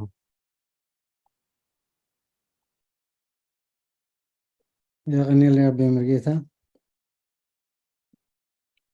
بسم آب أول ومنفس قدوس أهل أملاك آمين. أبوثاتي كهنات كبحاتاتي فتحوني كلهم تساتفتين عايزي قدوس قبائي بصلتكم ذكروني كمتي ربنا أبي مرقيتا زبالو لما أنتي كان فعال زقابير معرف 14 كان رئينا إذي أفتي مأتوي حفشة تقلب بلزارينا كان معرف 10 تقلت جميرو بزعبا منفساوي وهباتي ودزارب كمتي أبونا وانا قدما بيلهم قريس أمانيرهم معرف 10 سلسة قن بزعبا تزبالت هي كم زلو سخاء فقر مخانو جيب زانا مدمدم تمالتي هي بن ناي فقر مدمدم تا معرف له اقرب وادلو معرف 14 ابزوشتي تابت كريستيان نزركبو امنتي التفلالي هي بات سلتوهبهم ازخا ازي هي بزخا اب متقام التفلالي زي مسمع اصعب معناته نناتو هيباب نيروم نناتهم كغبرو يحسبون نيروم بتغسيان كتمص كلها انا كاجندا حيسكا يكون كانت مص ناي بتغسيان اجندا حيسكا خات مص افتي تغستاتكم رينا صدقنا هارب باولوس نمان ازي اب قدامي كورنثوس معرف 14 كنصرو يجمر مالتي اب قدامي كفالو ناي زي معرف زي هارب باولوس امونغو قانقاتات مزرابن وهبتن امونغو تنبيتن زلو فللي يغلط بقانقا مزراب انتاي مالتي اتوم زسبو سبات كردؤو انت دع زيك إلهم وزيك إلهم زخانة يكون هياب واقع خمزي بلو يقلس مخنياتو بقانقا مزراب مالك بفلاي كأبزي أخونا تكورا دلنا قانقا إلو دلو فلي قانقا سلا زخانة قانقا مالك كردؤو زخيل سب كالك سب كترقما زخيل ناي تقرينيا قانقا اللو ناي بليم قانقا اللو ناي ساو قانقا اللو كوميتات قانقا خخون اللو دعنبر إذا سئلك ناي باربان كسمع زيك القانقا يكونن حجي إزي كخن مخلتش عمد أزبولي حجون ገሊኦም ቤተክርስትያናት ዝጥቀሙሉ ዘለዉ እዩ ክትሰምዖም ኣይትኽእል ክትርጉመሎም ወላ ማንም እውን ከም ዘይክእል ኢና ንርኢ እሞ ንሰምዕ ስለዚ እዚ ከም ዘይኮነ ይተባሂል ሐዋርያ ጳውሎስ ክሊር ገይርዎ እዩ እንተዳ ክትርጉም ዘይከኣል ኮይኑ እዚ ቋንቋ ህያብ ናይ መንፈስ ቅዱስ ኣይኮነን ሐዋርያ ጳውሎስ ኣብ ቤተክርስትያን ስርዓት ክህሉ ከም ዘለዎ ከዓ ንጹር ገይሩ እዩ ብደይ ስርዓት እዮም ዝገብርዎ ነይሮም ምክንያቱ እቲ ሓደ ናይ ዝኾነ ህያብ ኣለዎ ናይ ቋንቋ ኣለዎ ናይ ምንባይ ኣለዎ ወይ ከዓ ናይ በትናቶም ገይሮም እዮም ክሰርሑ ዘርኢ ነይሮም ግን ሐዋርያ ጳውሎስ ቤተክርስትያን ስርዓት ከም ዘለዎ ይገልጽ ማለት እዩ ውህበትን ትንቢትን ሐዋርያ ጳውሎስ እቲ ትንቢት ነታ ቤተክርስትያን ብቐጥታ ብንጹርን ክምህራ ከም ዝደለየ ብምርግጋጽ ንውህበት ትንቢት ካብ ምዝራብ ንላዕሊ ኣኽቢሩ እዩ ሕጂ ኣብቲ ቋንቋ ምዝራብ ክብል ከሎ ንሓደ ሰብ እዩ ዝጠቅም ወይ ከዓ ንዓዓቶም እዩ ዘርኢ እቲ ትንቢት ግን ንኣመንቲ እዩ ዘርኢ እቲ ቋንቋ ንዘይኣመንቲ እዩ ምክንያቱ ከተእምነሉ ማለት እዩ እቲ ትንቢት ግን ንኣመንቲ እዩ ውህበት ቋንቋን ውህበት ትንቢትን ከዓ በዚ ገይሩ ሕጂ ንዑ እዩ ነቲ ድላዓለ ዝብሎ ደሎ ከዓኒ ነቶም ኣመንቲ ኣብ ላዕለ ደረጃ መታን ንኸብፅሑ ይኹን እምበር ይብል ነቲ ብቋንቋታት ናይ ምዝራብ ውህበት ኣይነፀጎን ዋላ እኳ ነቲ ትንቢት ላዕሊ እንተገበሮ ነቲ ቋንቋ ምሃብ ግን ነቲ ቋንቋ ምዝራብ ግን ኣይነፀጎን ኣገዳሲ ኣብ ክንደቅስ ሰማዕቲ ነቲ ብድምፂ ወይ ከዓ ብድሕሪ እቲ መልእኽቲ ዘሎ መምርሒ ምእንቲ ክርድእዎ ኩሉ ቋንቋታት ሙሉእ ብሙሉእ ክትርጎም ከም ዘለዎ ከዓ ይነገር እንድሕር ክትርጎም ዘይክእል ኮይኑ ደይምዝራብ እንድሕር ዝትርጉም ዘየሎ ኮይኑ ዋላ ናይ ውህበት ቋንቋ ዘለዎ ሰብ መፅዩ ዋላ ሓንቲ ኣይጠቅምን እግዚአብሔር አምላክና ይመስገን እንተ ዳይለስ አሜን ይኹም ክትብሉ ብደይ ክትርጉም ዘይክእል ቋንቋ እንተ ትብል ነይረስ ከመይ ገርኩም ይኹም አሜን ክትብሉ ወይ ከመስግን ከለኹ ሲ አሜን ኢና ንብል አሜን ክንብል ከመይ ገርና ኢና ወይ ኣቦታትና ክምሩና ከለውስ አሜን ከብል ዝኽእል እንተ ዳ ምሂሮምና ሲ ብካልእ ቋንቋ እንተ ዳ ኮይኑ ብደይ ንሰምዖ እንተ ዳ ኮይኑስ ከመይ ገርና ኢና እሞ አሜን ክንብል እዚ ከዓ ሃናፂ ኣይኮነን ጎዳኢ እዩ ይብሎ ውህበት ቋንቋታት ወይ ከዓ ውህበት ትንቢትን ቋንቋታት ኢና ንርኢ ዘለና ሐዋርያ ጳውሎስ ንልሳናት ዘይ እዙዝ ሻምብቆታት በገናታት መለኮትን ኣመሳሲሉ ይሪኦም ሕጂ ኣብዚ ኸማን ኣብቲ መሳርሒ ናይ ሙዚቃ ኸማን እቲ መሳርሒ ናይ ሙዚቃ ሲ ሂወት የብሉን ግን ድምፂ ኣለዎ ቃና ኣለዎ እሱ ከዓ ይፈላለ እዩ እቲ መዘካኸሪታት ንጹር እንተዘይኮይኑ እቲ መልእኽቲ ክርዳእካ ከም ዘይክእል ገለፀ ኩሉ ውህበታት ንመንፈሳዊ ክእለት ኣመንቲ ናብ ምልፅጋግ ክመሓላለፍ ከም ዘለዎ ገለፅ እዚ ከዓ ኣብታ 7-8 ዘለዋ እየን 7-8 ዘለዋ ብዝያዳ ንዓ እንተ ዳ ኣንቢብናያ ክበርሃልና ይኽእል እዩ ማለት እዩ ምክንያቱ ነቲ ናይ ሙዚቃ ቋንቋስ ወይ ከዓ ናይ ዝኾነ ይኹን ቋንቋሲ ኣምበር ኣለርት ዝበሃል ኣሎ ኣብዚ ዓዲ ማለት እዩ ሓንቲ ዝኾነ ህፃን እንተ ደኣ ጠፊኡ ወይ ከዓ ኪድናፕ እንተ ደኣ ኮይኑሲ ድምፂ ኣሎ ኣብ ቴሌፎን ይመፅእ ኣብ ራድዮ ይመፅእ ኣብ ቲቪ ይመፅእ ሕጂ እዚ መለኮት እዚ ወይ ከዓ እዚ ድምፂ እዚ ናይ ምንታይ ከም ዝኾነ ንፈልጦ ኢና ዘይፍሉጥ ትኸውን ነይሩ ግን ደይንፈልጦ ደይግለፅ ትኸውን ነይሩ ግን ዋላ ሓንቲ ምኾነ እዚ ከዓ ልክዕ ከምኡ እዩ ብቋንቋታት ምዝራብ እንተ ደኣ ደይግለፅ ኮይኑ እንተ ደኣ ደይጠቅም ኮይኑ ግን ኮንቶ እዩ ሕጂ ሲ ከምኡ ኢልካ ክትዛረብ ኣይትኽእልን ኢኻ ባላባላ ኢልካስ እንታይ ትርጉሙ ዋላ ሓንቲ ፋይዳ የብሉን እዚ ከዓ ኢማጅን ንሕሰብ ብመቑረብቲ ቅድሚ 2,000 ዓመት ዝበሎ ሐዋርያ ጳውሎስ ስጋዕ ሕጂ ግን ይካየድ ኣሎ ማለት ከምኡ ዝኣምሰለ ሲ ኣየድልየናኒ ብቋንቋ እንተ ደኣ ኮይኑ ግን እንተ ደኣ ኣነ ናይ ስፓኒሽ ቋንቋ ተዓዲሉኒ እንተ ደኣ ኮይኑ ሲ እዚ ከዓ ንክሰብ ከሉ ንወንጌል ስብከት ኢሉ ተቐሪቡ ዘሎ ሐዋርያ ጳውሎስ ክርስቶስ ንኣሕዛብ ናብ ክርስትያናዊ ሕብረት ንምእታው ንጹር ተልእኾ ከም ዝሓደገ ገሊፁ እቲ ቋንቋ እውን ክህቦም ከሎ ክንሪኦ ኢና ንምንታይ ኢሉ ከም ድሃቦም ንዕኡ ተወኪሎም እዮም ከኣሳቶም ነቲ ቋንቋ ሲ ካብቲ ካልእ ህያባት ዝያዳ ኣልዒሎም ዝሪእዎ ነይሮም ከም ውፅኢት ናይዚ ከዓ ሓደ ናይ ሓቂ ኣገልጋሊ ክርስቶስ ወትሩ ንነፍሱ ሰባት ነፍሲ ሰባት መንፈሳዊ ሰናይ ንምሃብ ክፃር ኣለዎ ተራ ናይ ብሓቂ ሰዓቢ ክርስቶስ ኮይኑ ምእንትኡ ዘይኮነስ ምእንቲ ካልኦት እዩ ድፃር ማለት እዩ ምክንያቱ እታ ጆይ ትብልሲ ክርስቶስ ቅድም ድሓር ካልኦት ድሓር ንነብስካ ኢኻ ተገልግል ማለት እዩ ናይ ብሓቂ ኣገልጋሊ ክርስቶስ እንተ ደኣ ኮንካ ብዛዕባ ካልኦት ሰባት ኢኻ ትሓስብ እምበር ብዛዕባ ነብስካ ጥራሕ ኣይኮነን እዚ ውዳሴ ኮን ትደሊኻ ግን ቋንቋ ይዛረብ ኢልካ ኣብ መድረክ ወፂኻ ምዝራብ ገለ ነዚ ብዙሕ ዝግበር ስለ ዝነበረ በብናቶም هياب نزي كانت صريلي إيو هارب أولوس نزل لنا لنا زي أمنتي نتي أب وانجل زركب ملأختي كردقوه كم زلوهم بمجلات نخناززو نكنسحن كحجزهم كم زلوا أنا صري إذا خابت قامق مستسربه بت منفس قدوس تدريكم نتقامق مستزاربو كال سبز ترجم مسي أنت رأى زي نجيروم ولا حنت قطعهم ما يكلين أنت رأى فليت أمجن ناب نسحق موت اليوم ناب مردات موت اليوم ناب كريستنا هوتون موت اليوم مالتي نحك أمنتي نهزباوي عبيت أخيباتات زملكت سرعة تحتنان زملكت أقولقلوت كقولقلو اللوهم إذا خا بعبيت زي كونس بتحتنا يكبر زلوا مهنياتو نتقم خالو قدامر نتقم هاي الكات راح يكونن زسرح هارب ألوس كم زقلت حارس بقانقاتات كزارب أنت دليه قالوا أتم أنتي كحدثوا إلهم أنتي يبل كم زلوا من أنت خفلتوا ترجمتي كم زلوا رجز أنياك خونوا اللوهم سئلك تسئلك منات أملاخسي ناي سرعات مبرنا عقرقر يكونن يزبل هارب ألوس لذي أنا منفس قدسي درخن اللهم كم زي لخزارب يلو مسي يلو خزارب نو كم يكونن منفس قدسي أبي بوتا كم دزارب يفلتي هدأت كم زحدر يفلتي سلازي كاب كالك يكون كتنقع اللهم زم سوازي أتم مالتي بر منفس قدس مسي يلو درخكا كتزارب يس كهبكا يخيلي جن أمنتاي كم تزارب معس كم تزارب كا يحبرك أي مهنياتو ناي بحكي ناي كنوع منفس قدس انترعفني مالتي هارب أولوس نقول ممهرات نتي وهبت كالوت كاب كريستوس سلازمته معناته تم ممهرانون تم كالوت هي بازمته كل كاب أملاح كاب كريستوسين نتينا كالوت وهبت كمالوهم تمحصينهم مالو ناتاتهم أي تنصقوا دقونا يكون هي بسي نا أملاحي ولا أنا إشتيتون أنا هي بناتي أنت كتصرف قينو هي بناتي كفلت اللي نسب ديكونا سي نعاخ قبرك كو أدلك وهابن اللو باتي وبات كاسي بو ختجلجل قال لك مالتي نزخ انت ايد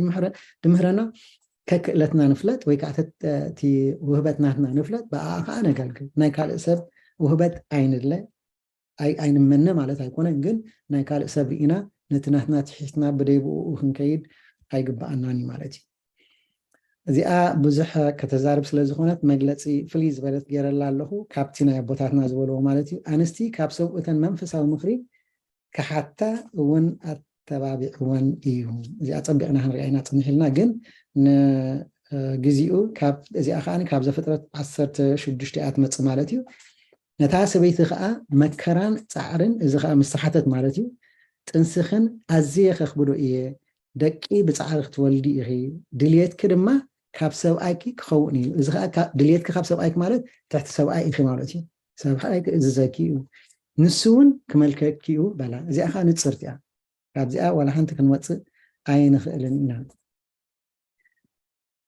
حوارب أولوس نقول له مهران إتي وهبت كالو أتصبات زي أتدقي مع الله مثلا أوكي حجي أبزي آسي ناتن قرب بتن تقصصات زوك على حدا هايلايتس قبر قوانا لومو نساتن شركة جبر دحريو بمريجة بزيادة ويا بمشي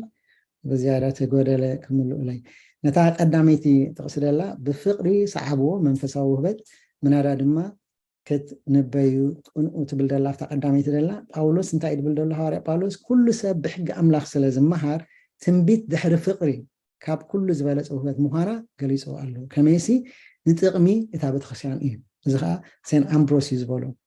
أبوان أسترت أربعة تدارينها بزيك أن عنا حدا أكون إزجاب هيك أي كريون يومه نقدسنا نسلامن مس كل سابن صعبون نقدسنا نسلامن مس كل سابن صعبون أجين كل ساب تواهب ولو سلزق أنا قلقل ترى أخوينها بتحتنا أنا قلقل علينا مالدي أتيك أنق عاد الزرب زبلو أب كلا إتدللا سبقون تسبق أنق أم الزرب أبي وهبت كم زخونا جيرهم يوم زحسبون يوم كميسي فلما أنا حواريات بأبي مرأة سلزت وهابني مسخ أبع الخمسة أتي منفس قدس مسحادرهم مالتي حال دبل ملحس سلزت وهابي إذا كل زرعي سلزخوني نزي إتزعبي يوم زريقه مالتي لذي كابتي تنبيت وين لعل جيرهم يريقوه إذا جن كاب كل زعبي وهد كم زخونا جيركا نخد حسب ምክንያት ኣይኮነን ይብሎ እዚ ከዓ ሰን ጃን ክሪስቶስተም ዝበሎ እዩ እቶም ሐዋርያት ነዚ መጀመርታ መጽሓፍ ወንጌል ዝረኸብዎ ምእንቲ እናሰበኹ ምክንያት ህብረዎ መሃሩ ዝብል እዩ እንዳሰበኹ ደቂ ማሕበር ክገብርዎም ምእንታኒ ተዋሂቡ ቋንቋታት ዝተዋሃበ ንከምህሩሉን ንሰብ ከድሕኑሉን ናብቲ ማሕበር ደቂ መዛሙርቲ ጎይታናን መድሓኒናን ኢየሱስ ክርስቶስ ንመታን ንክንከውን ኢሉ ዝተዋሃበ ኢዳ እምበር ላዕሊ ኩሉ ስለ ዝኾነ ኣይኮነን ወይ ከዓ ንዓኣቶም ክጋየፅሉ ኢሉ ዝተዋሃበ ኣይኮነን ኣብታ ጥቅሲ 4 ዘላ ኣብ መንጎ ቋንቋታት ትንቢትን ዘሎ ፍልሊ ኣብ መንጎቲ ውልቀ ሰብ ዝረኽቦ ጥቕምን ብምልእታታ ቤተክርስትያን ትረኽቦ ጥቕምን እዩ ዝረአ ማለት እዩ ቋንቋታት ዝዛረብ ንርእሱ ይሃንፅ ትንቢት ዝዛረብ ግና ንማሕበር ይሃንፅ ሕጂሲ ኣየና ይበልፅ እቲ ንማሕበር ዝሃንፅ ዘይበልፅ ዋላ እቲ ንገዛእ ርእሱ ዝሃንፅ ጥራይ ሕጂ ስለዚ ከዓ ካብቲ ቋንቋስ እቲ ምንባይ ይበልፅ ዝብሎ ማለት እዩ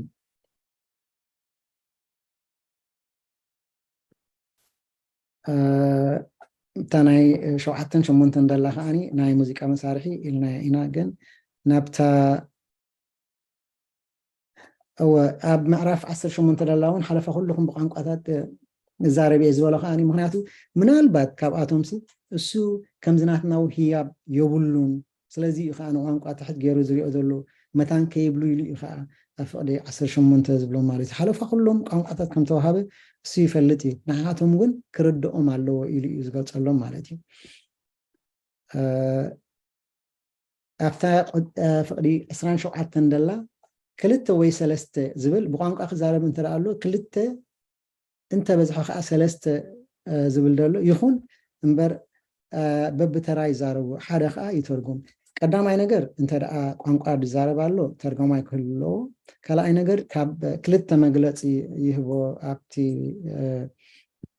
ኣምድምታ ማለት እዩ ተሓንቲ ካብ 3 ክበዝሑ የብሎምን ህያም ናይ ቋንቋ ዘለዎም ሰባት እንተ ደኣ ክዛረቡ ኮይኖም ኣብ ሓደ ጉባኤ ካብ 3 ክበዝሑ የብሎምን ይብል ታኻልእቲ ትርጓሜ ከዓ እዚኣቶም ከዓኒ 2 ወይ 3 ሙሉእ ሓሳብ ምስ ተዛረበ ካልእ ሰብ ክትርጉሙ ኣለዎ ተደይ ኮይኑ ብሙሉእ እቲ ሙሉእ ሓሳብ ሂቡ ካልእ ሰብ መፂኡ ኣይተርጉም እዩ ዝብል ዘሎ ምክንያቱ ክጠፍ እዮም ብሙሉእ እንተ ደኣ እቲ ሓሳብ ተዛሪቡ እቲ ስብከት ብሙሉእ ሰቢኽዎ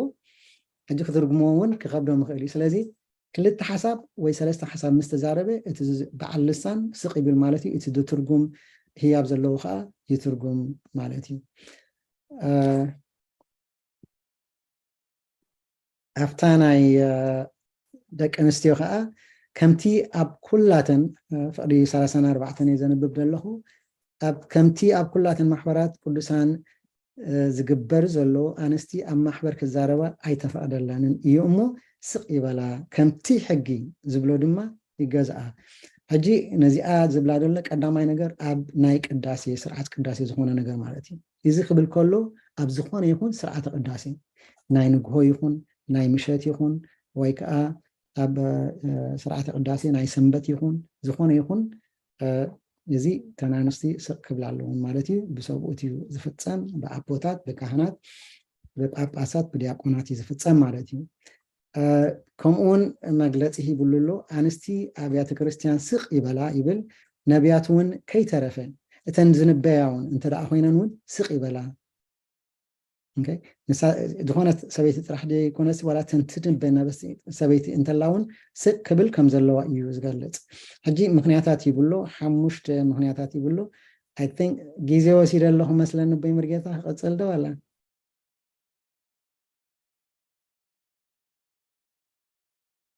ቅፅል መምረይ ኣራይ ባዕሽ thank you ኣብታ ቀዳሚት እንታይ ኢሉ ምክንያቱ ኣብ ዘፍጥረት 3:16 እተን ንሰብኡተን ዝእዘዛ ኣንስቲ ኣብ ቅድሚኦም ክዛረባ ምስ ስርዓት ተፈጥሮ ሕግን ዝፃረብ እዚኣ ከዓኒ ስለ ዝተዋሃበቶ ማለት እዩ ነቲ ሰብኣይ ልዕሊ ሰበይቲ ስለ ዝኾነት ትሕቲኡ ስለ ዝኾነት ክዛረብ የብላን እዩ ዝብል ካብ መፅሓፍ ቅዱስ ዝትርጎም ዘሎ እዚ ፍሮዝ ኮይና ኣላ የብሉሎ ፓወርፖይንት እወ ኣብኣ ዘለካ ኮይንካ ኣባያ ዘሎ ታኻለይቲ ምክንያቱ ምስቲ ንዓተን ዝበቅዕ ዓቕምን ትሕትናን ቦታን ናይ ፍልጠት ባህርያት ዝፃረር እዩ مس عقمنن مستتحنتنن مستفلطتنن زخيدك أيكونن مغنياتو سبأي كاب سبيتي زحاشة من مزنانن مغنياتاوي أتحساسبان مستوعلن اللو أنا يكون كنز بالله الله تصحفي زبلو ذلو كزارب كلا بيكا اختزارب كلا نود سب حاتيات نخجبر كتأمنوا سلا زنابرا كتبل كم اتخيل قالت إذا خا أبتناي جينيسيس سلسة شدشت دلا مالتي تاسبيت دما إتا مبلعها طعمتي نعي تخاء صدقتي طبب بمهلاوان اتبهق مخانا رأيت كافريئة وسيلة بلعت مساخاء نسبايا حبتو حجي كم زخه تسحت بقليلو كتسحت سلا تخيل كاني إذا خا كم مخنيات كوينو كتزارب يبلان يبلان تا حمشيتي قربتي نوح زبلتها جن أدحنا بتاني متى طرح وديه كلت أنستي كبأسا خلوا كلت تناصل موقع وي كلت ودل مجبات يوز مسل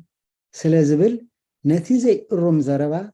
نمقصصار ايو كقاصار صرኦ ملحسن ايكلانين يبل ابته ክርስቲያን كمهرو انت دعا تفقيدلن انت دعا كمهرا تفقيدلن نيرو ازي بقليلو كغاطم يخيل يبلو بزعبا اتي ندقي انستيو زئزز سقتا اب قدامايت منيوس معرف كلته فقدش شعته تزرزيو الله يبلومو ابتا باوربوينت ناي مጨረሻ خيت راه خوينه حجي جناخ كله بسرعتن بقابب كونالو اذا كله مسبلسي بسرعتن بقابب كونالو ودا امبر بدي سرعت نزون نزد بحالنا ياسي بدي سرعت كون يولون حاري قولس بزعبا اتي امونغو توم امنات ابالات اكلات زلو ركب زعقبلو الرومن بغبو التسعن حبرتسب ايو ززارب يلو حجي اب اكلات ناسي حدا اكل كلوسي اذا نبينا خسر عين نبينا خسر اف نبينا خسر لبي كلي ببيننا انا نكون تايلانسي كسمراي كدنيمو نحنا خا ولا سبيتي يكون سبعسي نحنس خميرنا كنسرح لنا جن اتناتنا توهبنا كنفلط علنا انجي سبيتي بوتا اختفلط الله سبعي بوتا اختفلط الله معناتي سبعي قميش አይገብርን باطرح ጉዳይ ረሃን after 30 كنتن 33 انت اتول املاخ سي ناي سلام املاخ انبر ناي زرغرغ املاخ ايكونن امو اتوم منافست نبيات نتوم نبيات يززوم يوم اذا خا بحق نعنا كلاتنا حقي وي سرعه زتوهبنا امو كم زخ نغبر املاخ يحجزنا كبر مسغانا نزغابير يكون صنيكم سلسمعكم منها ابتكرو ጸሎት እግዚአብሔር ጽኒሉ ይስማعكم يا امين امين امين قال هوت يسمع لنا ممر تخل مريم زمن اغلغلتكم يبارك سمعنا مجلسها 30 60 100 سناي فرب هوتنا فري كنغلغللون كندحنلون كنغلغللون قدس فقاد يሆነልና هراي كم فقاد እግዚአብሔር ابناي مزمور غزينا بصيحنا لنا لومي مزمور استدالهم ولولخو بونا كالوت أنا اللي خبنا هراي دونجي سلعاتي موصل من باب دي بتصحاني سنشتك زمر تصبر لك هراي شي أبي أسني أمسي على زوم عند الله تخمس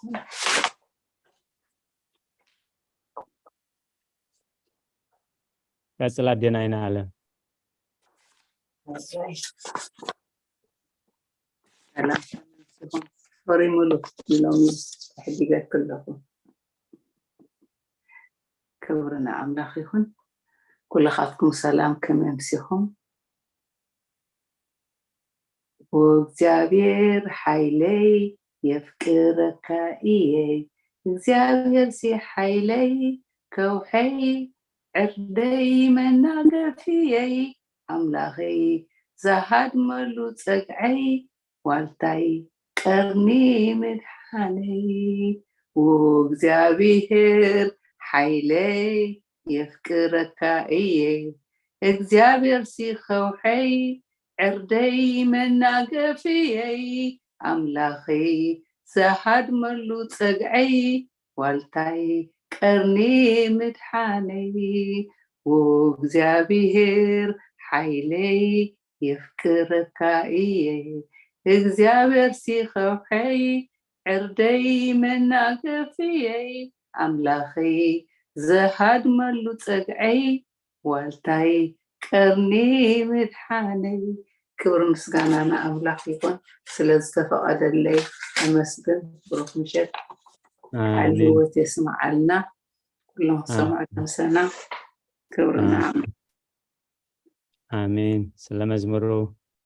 እግዚአብሔር ዝተባረኸን ዝተመስገነን ይሁን። ኦ እግዚአብሔር ሓይለይ ኣፍቀረካ እየ እግዚአብሔር ሲ ከውሐይ ዕርደይ መናገፍየይ ኣምላኸይ ዝሃድመሉ ከውሐይ ፀግዐይ ወልታይ ቀርኒ ምድሓነይ እናበላእነ ኣዴና ዓይነ ዓለም ክዝምራልና ፀኒሕን ደጊመ ዝማሬ መላእኽቲ የስማዓልና ይብል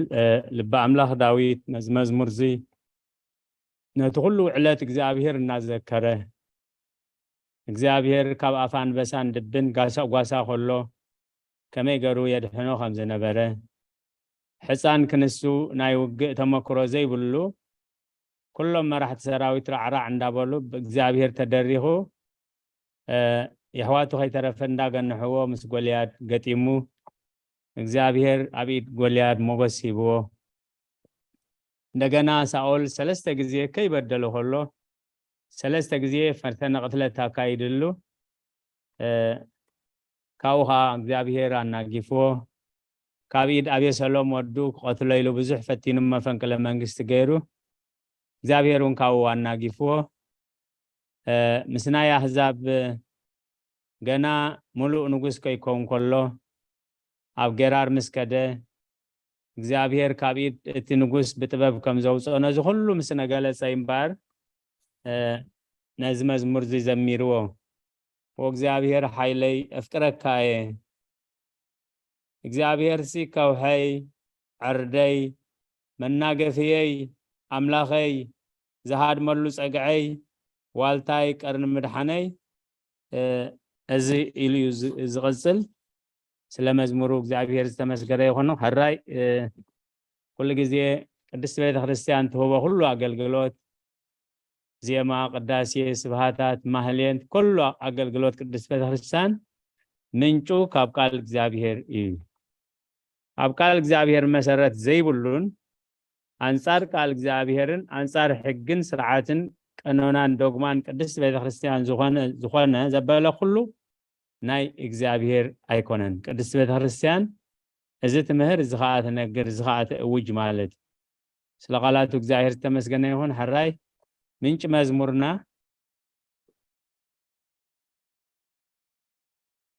ኣይ ጉባኤ መዝሙርና ምስ መጽሓፍ ቅዱስ ነተሓሕዞ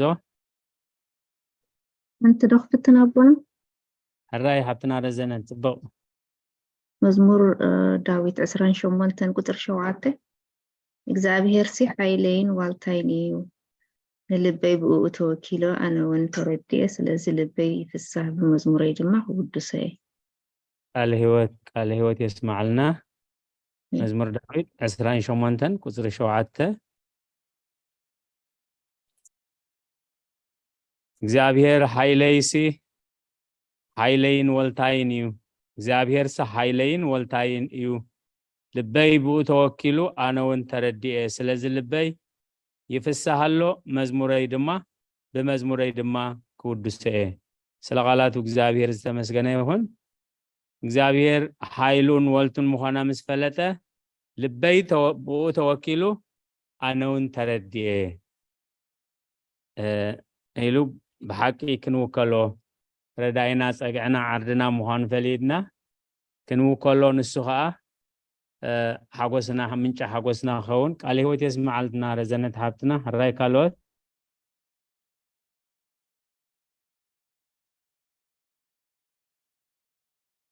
هايلي عردي ولتاي أملاخي من ناقفيي زهد من الخوحي نابل نويح بزح قاليس زلها رغ بس لبا أملاخ داويت حراي علل تحبتنا كلاي مصحف ساموئيل معرف 22 كاب فقدي كلتن كساب 4 حراي أمببياسك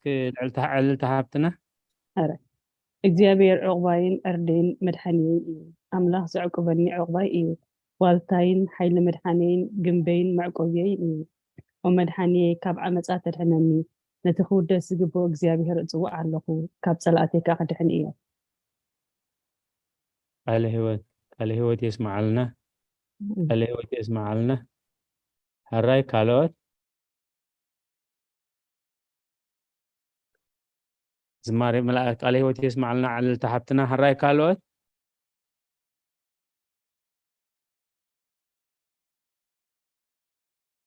أراي أنت اللي قبل أبنا خسعد له حراي أبنا እግዚአብሔር ይደግፍኩም أراي مصحف مثالي معرف 18 قصر 10 سم እግዚአብሔር صنع ግንብ እዩ صادق ናብኡ ይጎይ ያዕቆብ آمين آمين قال እግዚአብሔር ጽኑዕ ዕርዲዩ ጻድቅ ከዓ ናብኡ ጎዩ ይዕቆብ እግዚአብሔር ይደግፍኩም ኣቦናይ ብሓቂ ብርግጽ ሕራይ ካልኦት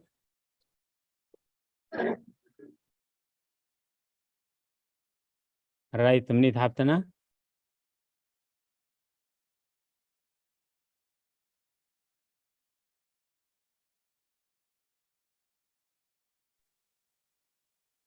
ሕራይ መምህር ሳራ ኦሪት ዘፀአት ምዕራፍ 15 ቁፅሪ 2 እግዚአብሔር ሃይለይን መዝሙረይን እዩ መድሃን ከዓ ኮነኒ እዚ ኣምላኽ እዩ እሞ ከኽብሮ እየ ኣምላኽ ኣቦይ እዩ ከብሎ እየ ኣሜን አሜን እግዚአብሔር መስገን መዝሙር ሙሴ ኢሉ አርስቲ ሂቦ ቀጽላ ደና መምህር ኣይን ዓለም ሃፍተይ ኣነ ድማ ሳክ ዝምር ሎሚ ደልየ ነይረ እሞ ብጣዕሚ የመስግነሉ ሓደ ገይሩና መንፈስ ቅዱስ አሜን አሜን በጣም ጽቡቅ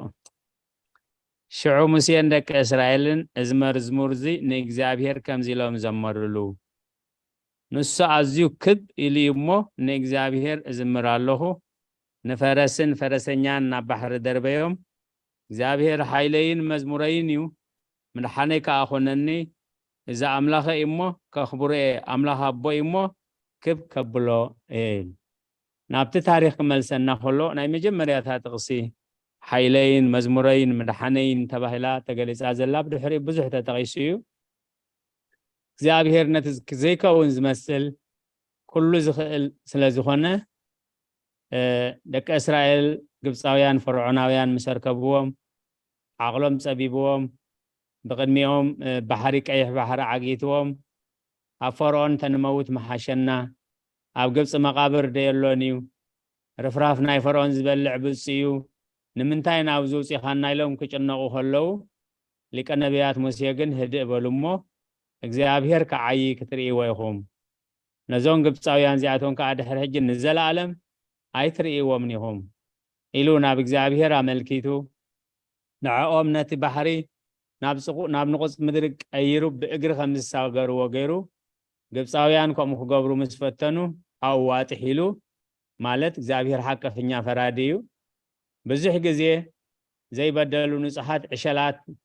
ናብ ባሕሪ ድርቢዎም ስለ ዝነበሩ ሰብ ከዓ ዝዘርኦ ከዓፅድ ስለ ዘለዎ እግዚአብሔር ፍትሓዊ ኣምላኽ እዩ ኣብዚ ግዜ ዝምባር እዩ ሙሴን ደቂ እስራኤልን ነዚ መዝሙር እዚ ዝዘመርዎ ሃይለይን መዝሙረይን ምድሓነይ ኮነኒ እዛ ኣምላኽ እሞ ከኽብሮ ኣምላኽ ኣቦ እሞ ክብ ከብሎ ስለ ቃላቱ እግዚአብሔር ዝተመስገነ ይሁን ሕራይ ካልኦት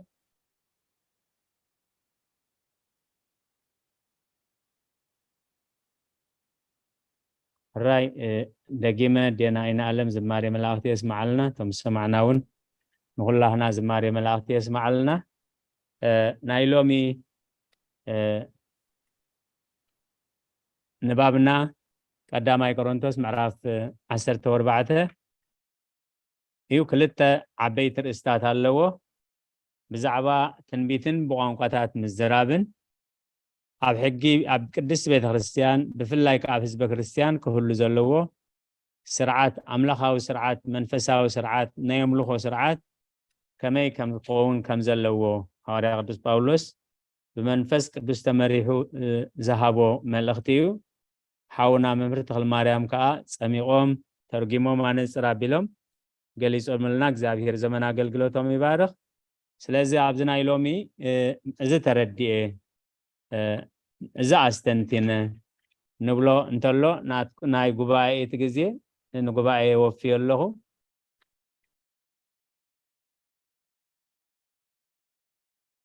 ክሳብ ትዳለው ኣነ ኣብ ቁፅሪ 10 ካፕተን ዘስተንተን ኮነ ሓንቲ ኣብ ቁፅሪ 10 ኣስተንቲነ እንታይ ኢሉ ሃዋርያ ቅዱስ ጳውሎስ ኣብ ዓለም በበይኑ ዝኾነ ብዙሕ ቋንቋታት ኣሎ ትርጉም ደሃይ ዘይብሉ ግና የልቦን ኣብ ዓለም በበይኑ ዝኾነ ብዙሕ ቋንቋታት ኣሎ ርግጽ ደሃይ ዘይብሉ ግና የልቦን ስለ ቃላቱ እግዚአብሔር ዝተመስገነ ይሁን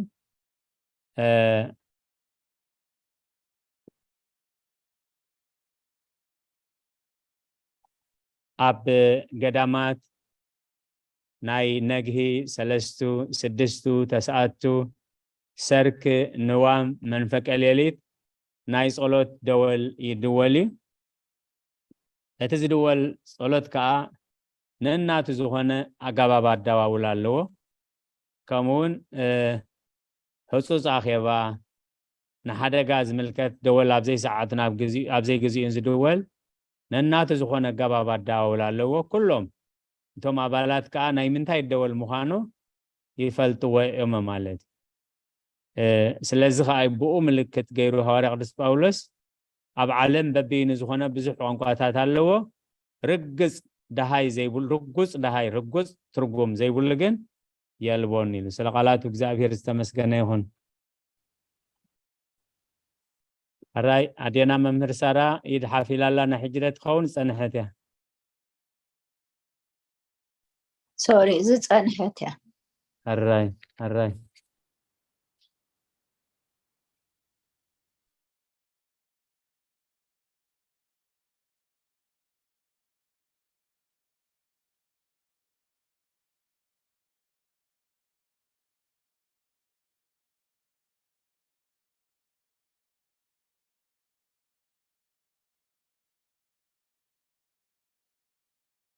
أب قصري 19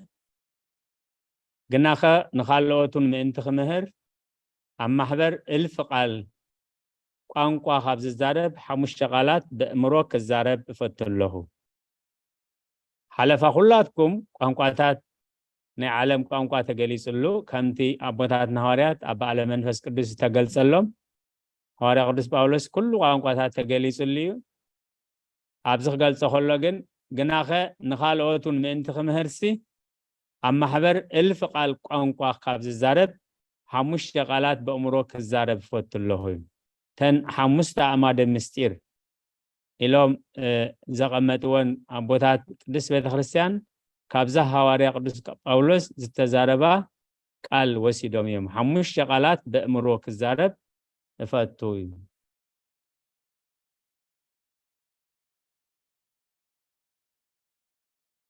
الراي أو كسر عسران كلتن أو كسر عسران كلتن سلازي قانقواتات نوتوم زي آمنو ملكتي امبر نوتوم زي آمنو أيقونن تنبيت جنا نوتوم زي آمنو ملكتي امبر نوتوم زي آمنو أيقونن أمونغو تنبيتن قانقواتاتن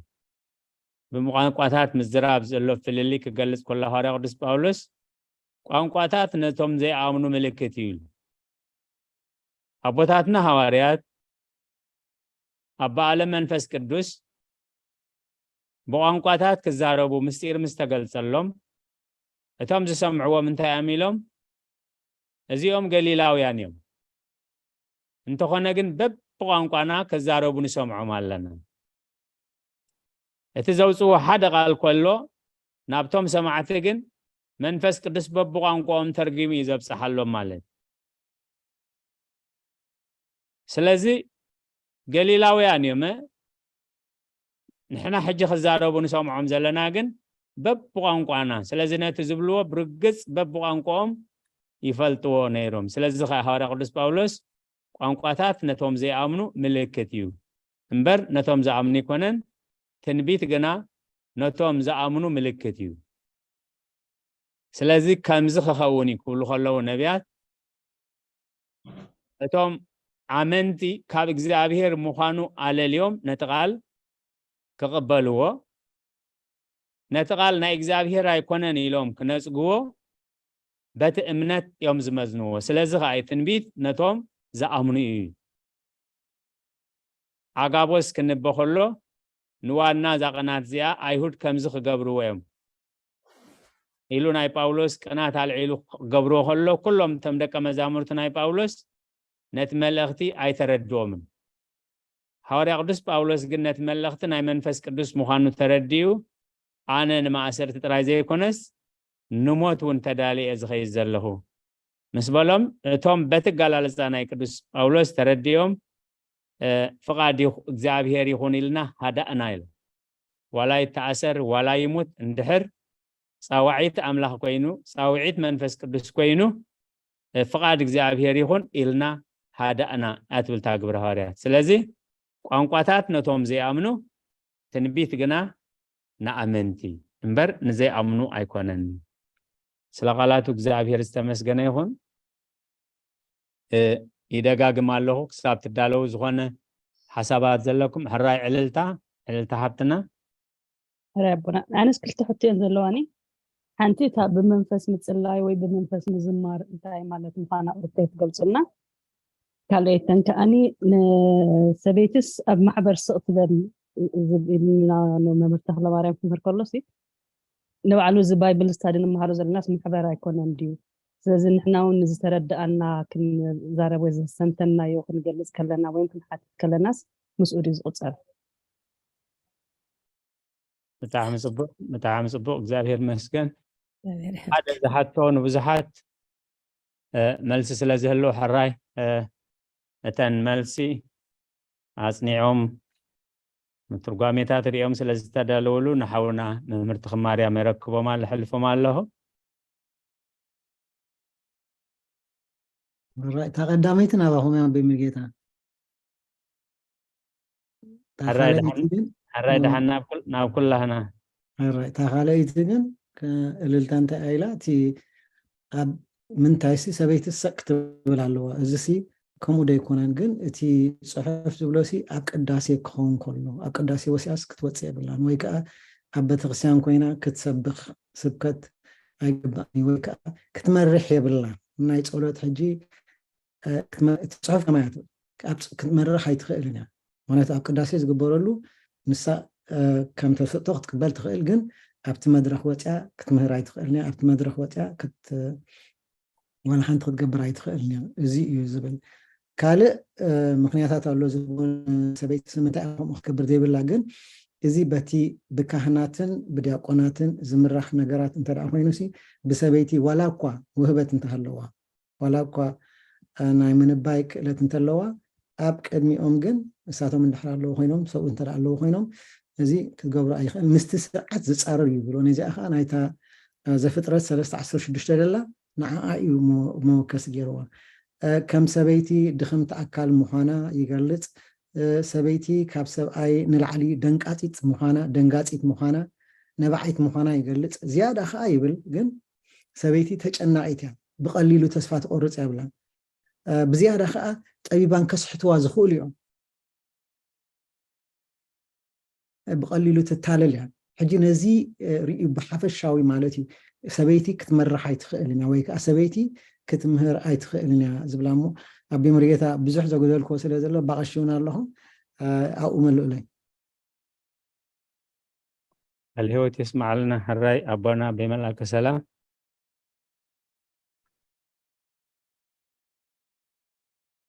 حنا بخمي بنا مودعتها مع صوب الرأي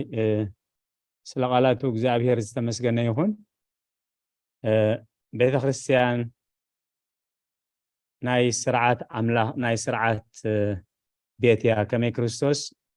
ናይ አምላኽናስ ናይ ስርዓት አምላኽ እምበር ናይ ዝርግርግ ኣይኮነን ይብል ስለዚ ከምቲ ሓውና መምህርት ማርያም ክብልዎ ዝፀንሑ ጎይታ ኢየሱስ ክርስቶስ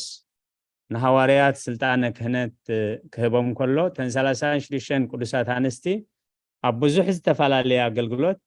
ብጉልበተንን ብገንዘብን ብግዚአንን የገልግላ ነይረን ነዘን 12 ነዞም 12 ሐዋርያት እንደዘይ ኮይኑ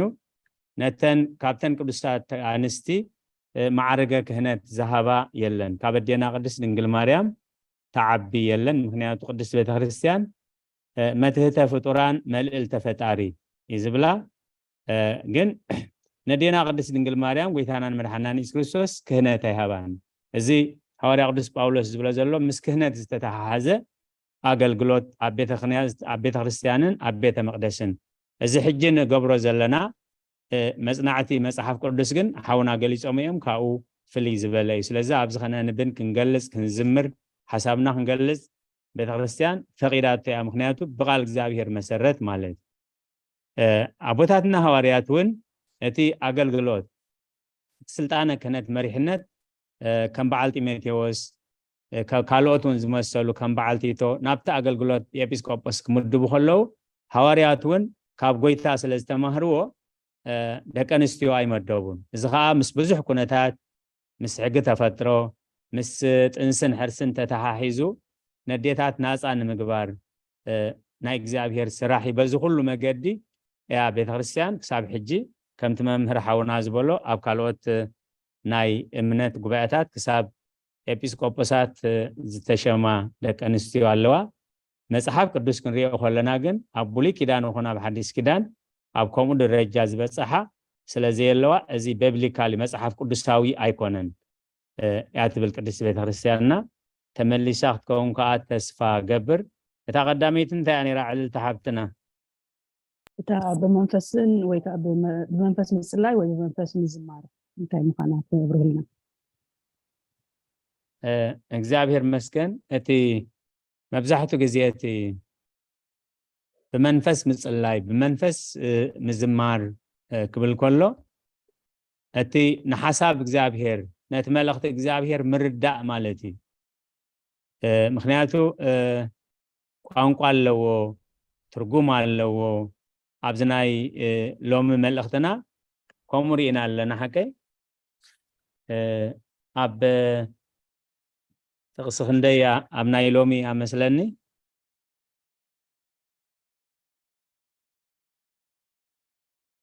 هو سلقالات እግዚአብሔር ተኾን ኣብ 26 ሐዋርያ ቅዱስ ጳውሎስ ነታ አገልግሎት ክገልጽ ከሎ ኣሕዋተይ እንታይ ዳዩ ክትእከቡ ከለኹም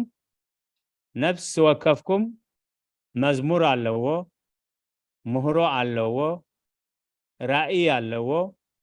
ቋንቋ ኣለዎ ትርጉም ኣለዎ ኩሉ ንምህናጽ ይገበር ስለዚ ነቲ መንፈስ እግዚአብሔር ኣብ ዝሓለፈ ግዜውን ሪኢና ነርና ነቲ ናይ ምርዳእ መንፈስ ኣብ 16 ግብረ ሐዋርያት 17 እዞም ሰባት እዚኣቶም ባሮት ልዑል ኣምላኽ እዮም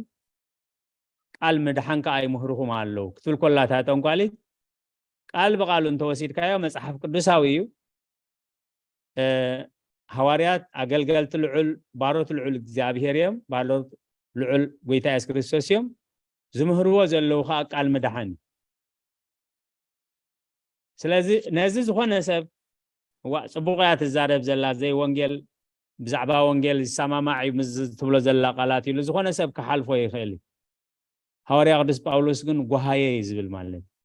ዋላ ቃል እግዚአብሔር ይኹን ዋላ በታ ጠንቋሊት ሰበይቲ ይዘረብ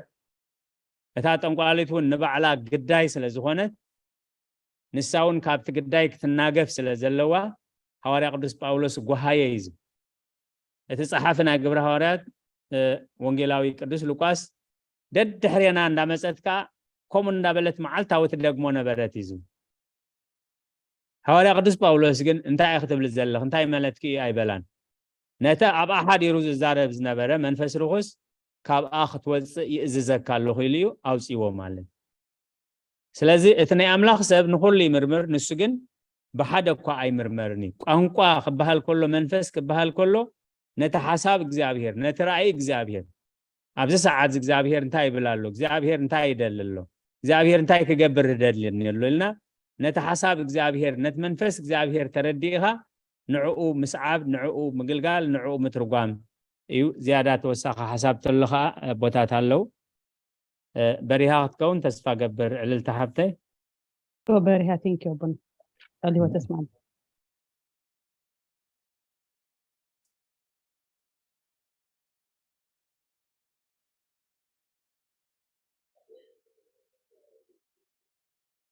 الرأي كالوت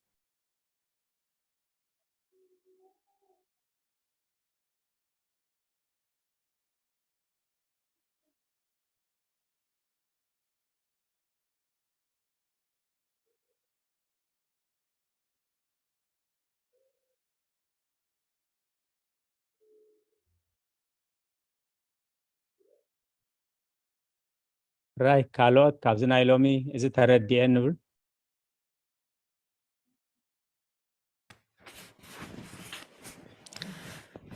لك على هو تسمع لنا نمسخ أبونا كلهم دونجي أتي لما عالت بيزنيري على هو تسمع لنا حجاتي قدم بيله نقع سلامات أخي مع ذاك لسان حبتنا نقع دمس خصم عنا أمين قال حنسنحكم من كلهم أبدي أنا يكون قاتاتسي نشتي دخل كذا حاجة سمع أخو أنبر دونجي أتي الرأي هو الرأي كبر أمين كبر من قصة كبرنا أملاك يكون እጂ እዚ ቋንቋታት ክዝረብ ከሎ ሳቶም በብትርጉሙ ይሰምዕዎ ነይሮም በብቋንቋኦም ካብ በብዝርድኦም ሕጂ ኣነ ትግርኛ ተኮይነስ ብትግርኛ ርድኣኒ ሓደ ካልእ ዓሌት ተኮይነ ከዓ በቲ ናቱ ይርድኦ ሕጂ ጥዑም ማለት እዩ ናይ ሓቂ ወንጌል ተዳእ ኮይኑ እሱ እዩ ኣብዚ ሕጂ ናይ ዓለምና ግን ከይተሰምዐ እቲ ባዕሉ ብዝበሎ እቲ ናይ ቋንቋሲ እቲ ካልእ ሰብ ከኣቲ ሰምዕ ደሎ ኣሜን ይብል ሕጂ እታ ኣሜን ምባልሲ ዓባይ ምዃና ንምንታይ ኣሜን ክንብል ከም ዘለና ከነስተውዕል ከም ዘለና ተረዲእ ካብ ዝምህርዎ ፀናሕኩም ንዝኾነ ዝተባህለካ ኣሜን ክትብልሲ እታ ኣሜን ከባድ ምዃና ተረዲእካ ኣሜን ክትብሎ ከም ዘለካ ሕጂ እወ ዘይስማዕ ቋንቋስ ኣይስማዕን እዩ እንታይ ኢለ እሞ ሕጂ ዋላ ንሞትካ ተኮይኑ እውን እኮ ኣሜን ክትብለሉ ኢኻ ማለት እዩ ሕጂ ኣብ ኣሜንሲ ዓባይ ምስትውዓል ከም ተድልየና ነዚ ህዝብና ዝታለል ዘሎ እንታይ ማለት እዩ ኢልና ክንሓስብ ዋላ እውን እኮ ኣብቲ ስቴጅ ኣቲኻ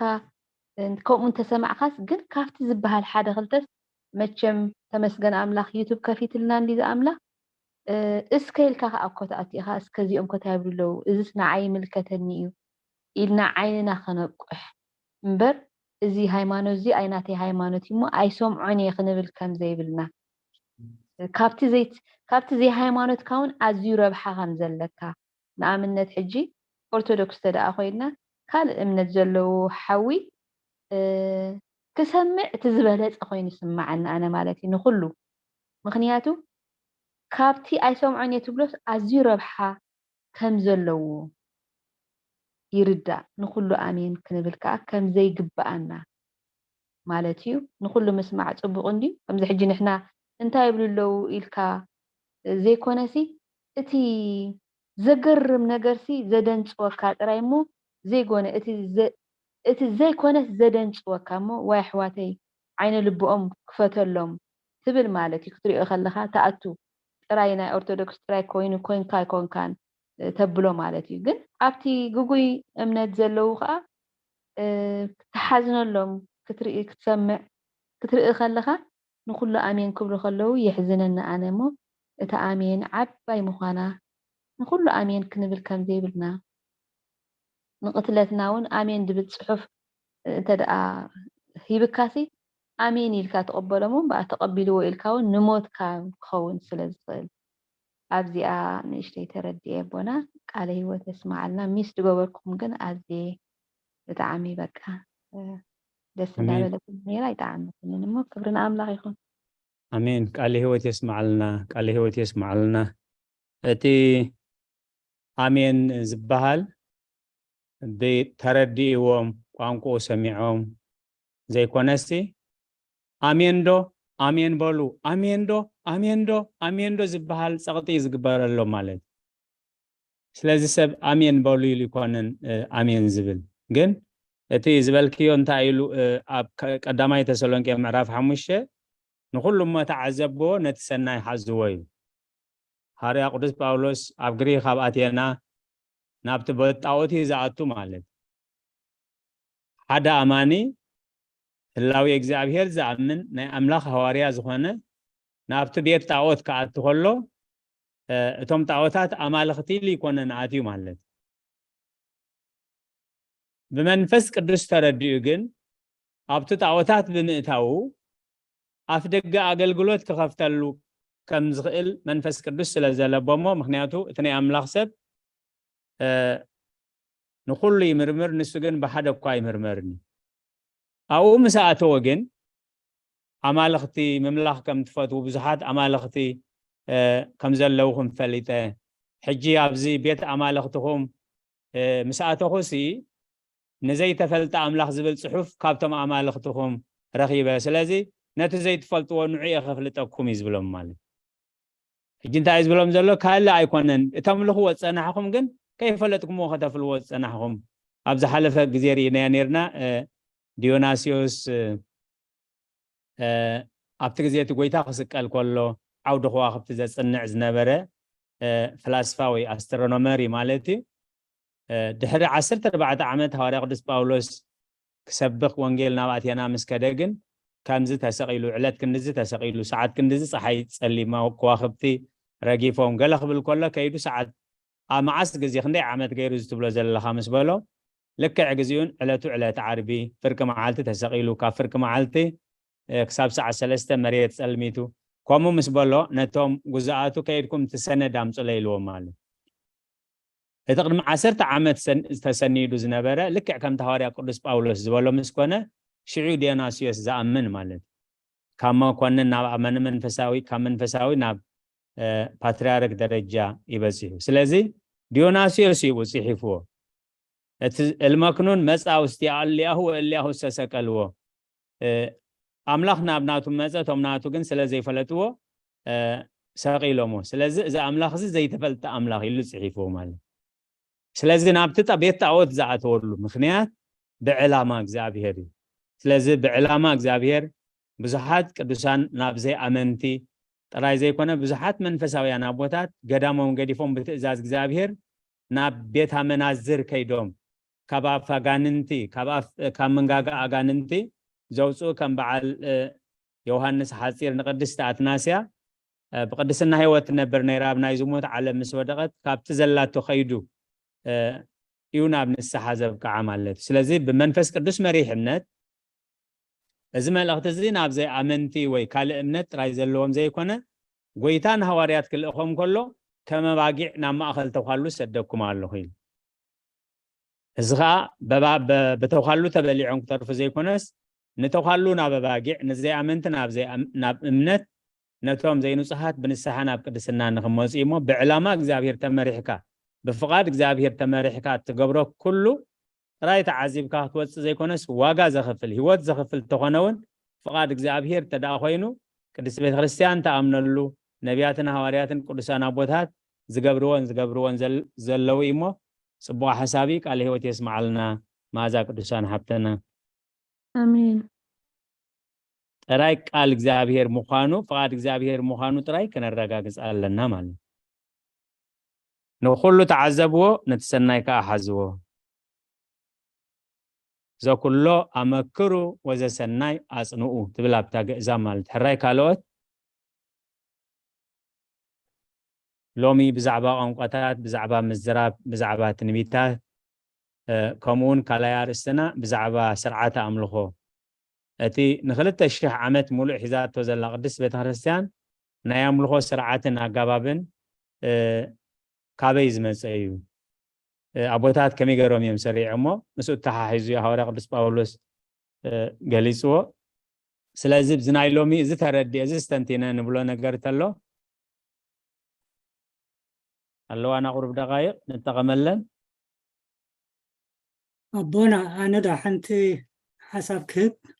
الراي حاولنا دكتور كفلاي مجمريا أنا بزوم زكافل دلو خلومين مجمريا كزي كوانت هونه أب أونلاين كاب زكاتاتلكم زيادة عن عمت حالي فيه زي أقدمت مرت مسحب قدسين هايمانوتين نخكاتاتل من قديس لزخفتكم لين عدل سلزهابكم منن نخلاتكم نزي عبد قبائي التمرحون التكايدون كهنات أبوتات مهران مؤمنان أقلقلتن المسجن بزعباتي قانقا قرب حساب مسأني قليسكم الله نغلو ممهر نسهم كمون كالوت كابتستة أصحاني باولوس بزح قانقاتات كم زفلت كمونا بعالم بزح قانقاتات كم دلو يقلص سلازس زين ردو قانقات راي كون يدلني دمسلني ولا ترجم دلو قانقان تخوينون نزي سمعون نزي فلطون انت نغيرو ترجم يبلون لمثالي ولا ቤተሰብና ተወሰና በገሊው ስድራ ቤታት እንግሊዝ ትግርኛ ወይ ትግሬ ወይ ጣሊያን ካልኡን ብዙሕ ቋንቋታት አምሓርኛ ብንጽል ወይ ብሓፈሻ ብብዙሕ ዝፈልጦ ኩሉ ክእል እዩ ግን ኣነ ሓደ ቋንቋ ፈሊጠ ኢለ ኣብ ማእከል እንድሕብኡ ተዛሪበ ትርጉም ኣይክህልዎን እዩ ግን እንተተተርጊሙ ምናልባት ሃናፅ ክኸውን ይኽእል ስለዚ ብዙሕ ኣብ ኮሮንቶስ ብዙሕ ቋንቋ ዝዛረቡ ነይሮም ዝኾኑ ይኽእሉ ስለዚ እቶም ብዙሕ ቋንቋ ዝዛረቡ መፂኦም ከስተምርን ተፈቲኖም እንድሕር ንበይኖም ዝፈልጦ ቋንቋ ተጠቂሞም ንርእሶም ክፈልጦ ክእሉ ኾኑ እግዚኣብሔርካ ኩሉ ስለ ዝፈልጥ ክፈልጦ ክእል ግን እቶም ካልኦት እንድሕሪ ተነጊርዎም ዘይሰምዕዎ እዚ እንታይ ዝብል ዘሎ ከምቲ ዝበሎ ባርባር እዮም ዝብልዎ ስለዚ እቲ ቋንቋ ብናይ ብዝሒ እውን ክንሪኦ ንኽእል ኢና ንሕና ኣብዚ ተኣኪብና ሓደ ሩስያዊ መፂኡ ብራሻ እንድሕር ተዛሪብና አንለስ ሳም ኦፍ ኣስ ኖ ትርጉም ኣይክህልዎን እዩ ዋላ መንፈሳዊ እንተተዛረበ ግን ርእሱ ምስ ኣምላኽ ክዛረብ ይኽእል ንሕና ስለዘይንሰምዕ ግን ብነብሱ ጥራሕ ማለት ድምፂ ከይሃበ ክጥቀመሉ ይግባእ እዚ ዝብል ዘሎ ከዓ ንምሳሌ ኣነ ዝያዳ ፍርቃ መዋእለይ ኣብዚ ኣሜሪካ ተቐሚጠ በዚ ግዜ እዚ ከዓኒ ኣብ ናትና ቤተክርስትያን ከይድ ኣይነበርኩም ማለት ናትና እዩ ግን ኣብ ናይ ኮፕቲክ ኦርቶዶክስ ዝኸይድ ነይረ ንሳቶም ትግርኛ ይፈልጡን እዮም ኣብኡ ከዓ እትከለኹ ግን በታ ተማሃርኩዋ ምሳሌ ካልእ ተተርፈተ ናይ ጸሎተ ዘዘወትር ስለ ዝተማሃርኩ كأت خلّه سجد له منفس قدس كل كله أنا مسا أملاخي يتزاربه نفسي جن عاوي لهم اندحري له تايزي تزارب دلهم كلني كم حمون ديو وين تاي كل يوم سلازس بزي مركع كأني وروح ندعي خميلكم تطريقوا إذا حسب متيني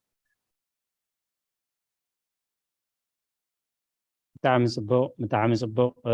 حاولنا دكتور كفلاي أبنة زخنة نتخوها بزنحة قال أملاخسي أبنة زخنة بتكبر زجبركمو ጭቡጥ ዝኾነ መረዳእታ እሞ ቃል ህይወት የስማዓልና ጽቡቕ አስተንትነ ኢኹም አስተንትንኩም ቋዕ ሰላም አተኹም ንሕና እውን ልዕሊ ዓመት ዝኣክል ከይፈለጥናኩም ክትከታተልዎ ምጽናሕኩም እግዚአብሔር ተመስገነ ይሁን ቃል ህይወት የስማዓልና ሕራይ ዶክተር ጽጋብ ዲኹም ኢድኩም ሓፋቢልኩም ዘለኹም መምህር ተኽሉ መምህር ተኽሉ ሕራይ ቀጽሉ በመምህር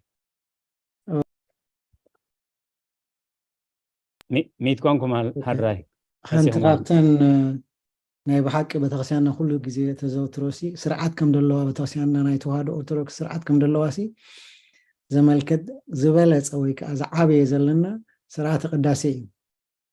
أبا أشي ولا تنسى يخونو أبا أشي يوهنس يخونو أبا أشي تسفوم يخونو قداسي خقبرو خلوس كافتا قداسي أي وصني مهناتو إذا أسرع سلو زلنا بزح الله نقول أنا خالجن حدا خاوسي كل جزء سنبت مسينا تقداسي أيتغيرنا مهنياته سرعة سلزخونة نخمزي إخا تبع أبتينا كورنتوس الرئيس نبرجن بأجندة ناتاتهم ينزمون سنين ولا بدي خالد بتقساناتون أنت سرعة دي يقولون ترى أخوينه مالتي أكيز مقبار دي يكونوا يك خمزي مقبار دي يكونوا سي نا أورثودوكس ناتنا جن سرعة كم دلوا كل جزء بسرعة كم دخيد سنسلتاوي كم زخونة ولا أبتقداسي أبتي صلوات هيمانوت نقولون كم زخونة يزقل تما نزيع كنسجر أصل زيد ولا خير بمهيد الهوت يسمع لنا الهوت يسمع لنا ممر تخمارة زمنا قلقلتكم يبارك زابير كلهم صلواتكم ذكرنا نزقوا بعد هالراي فروين حبتنا يتكحفها بالكله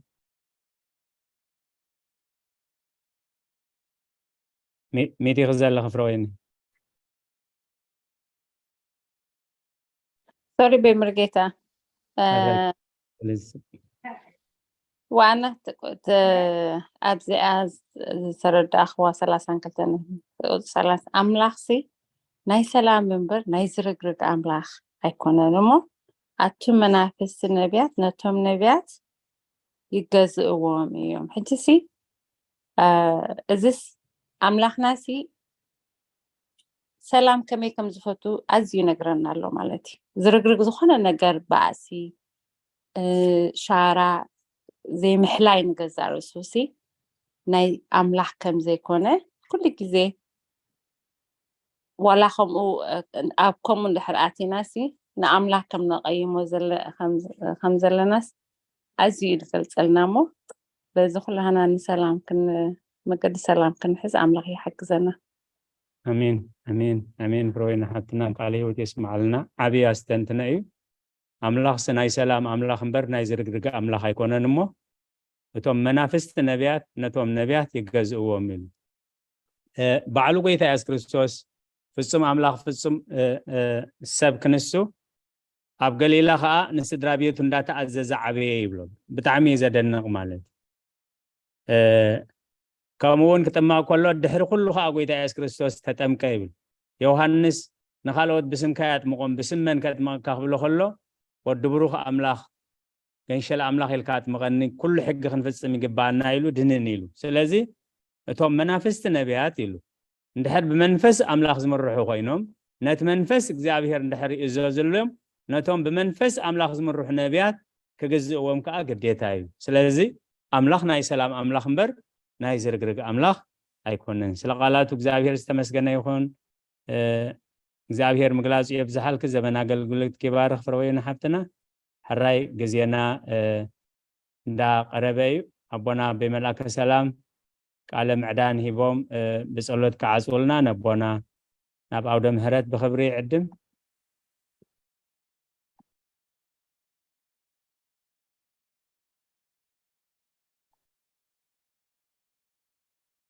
حراي أبونا يقني لي زمان قلقلتكم يبارخ حونا ممهر دما ناي بحقي بمصنعتي مسرجات تدقفه غركاس فيها يركنا خمو كل جزء እግዚአብሔር መምርሹ ምግላጹ يبزحلك كله تقبرو دما عوتن أسالتون يعدلك أيانا نحونان دكتور دما نقع دحان مساخة مزمر زمركي حفتنا أين علم كم وين نتع معراف زنببكم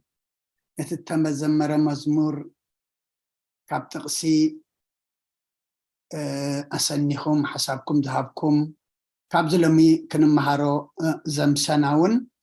إزي تردي إني لكم حسابكم كتقلصوا كم وين زي تردعكم كتحطوا زمسكم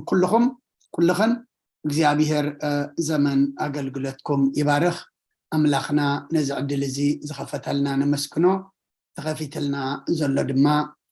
نصدقن نمدراو برختن يقبرلنا أملاخنا أبزاخن مهارا زمسنا معرف 14 نتاقصري 4 مودعة كري أدلي جناها كله بسرعة بقباب يكون جناها كله بسرعة بقباب يكون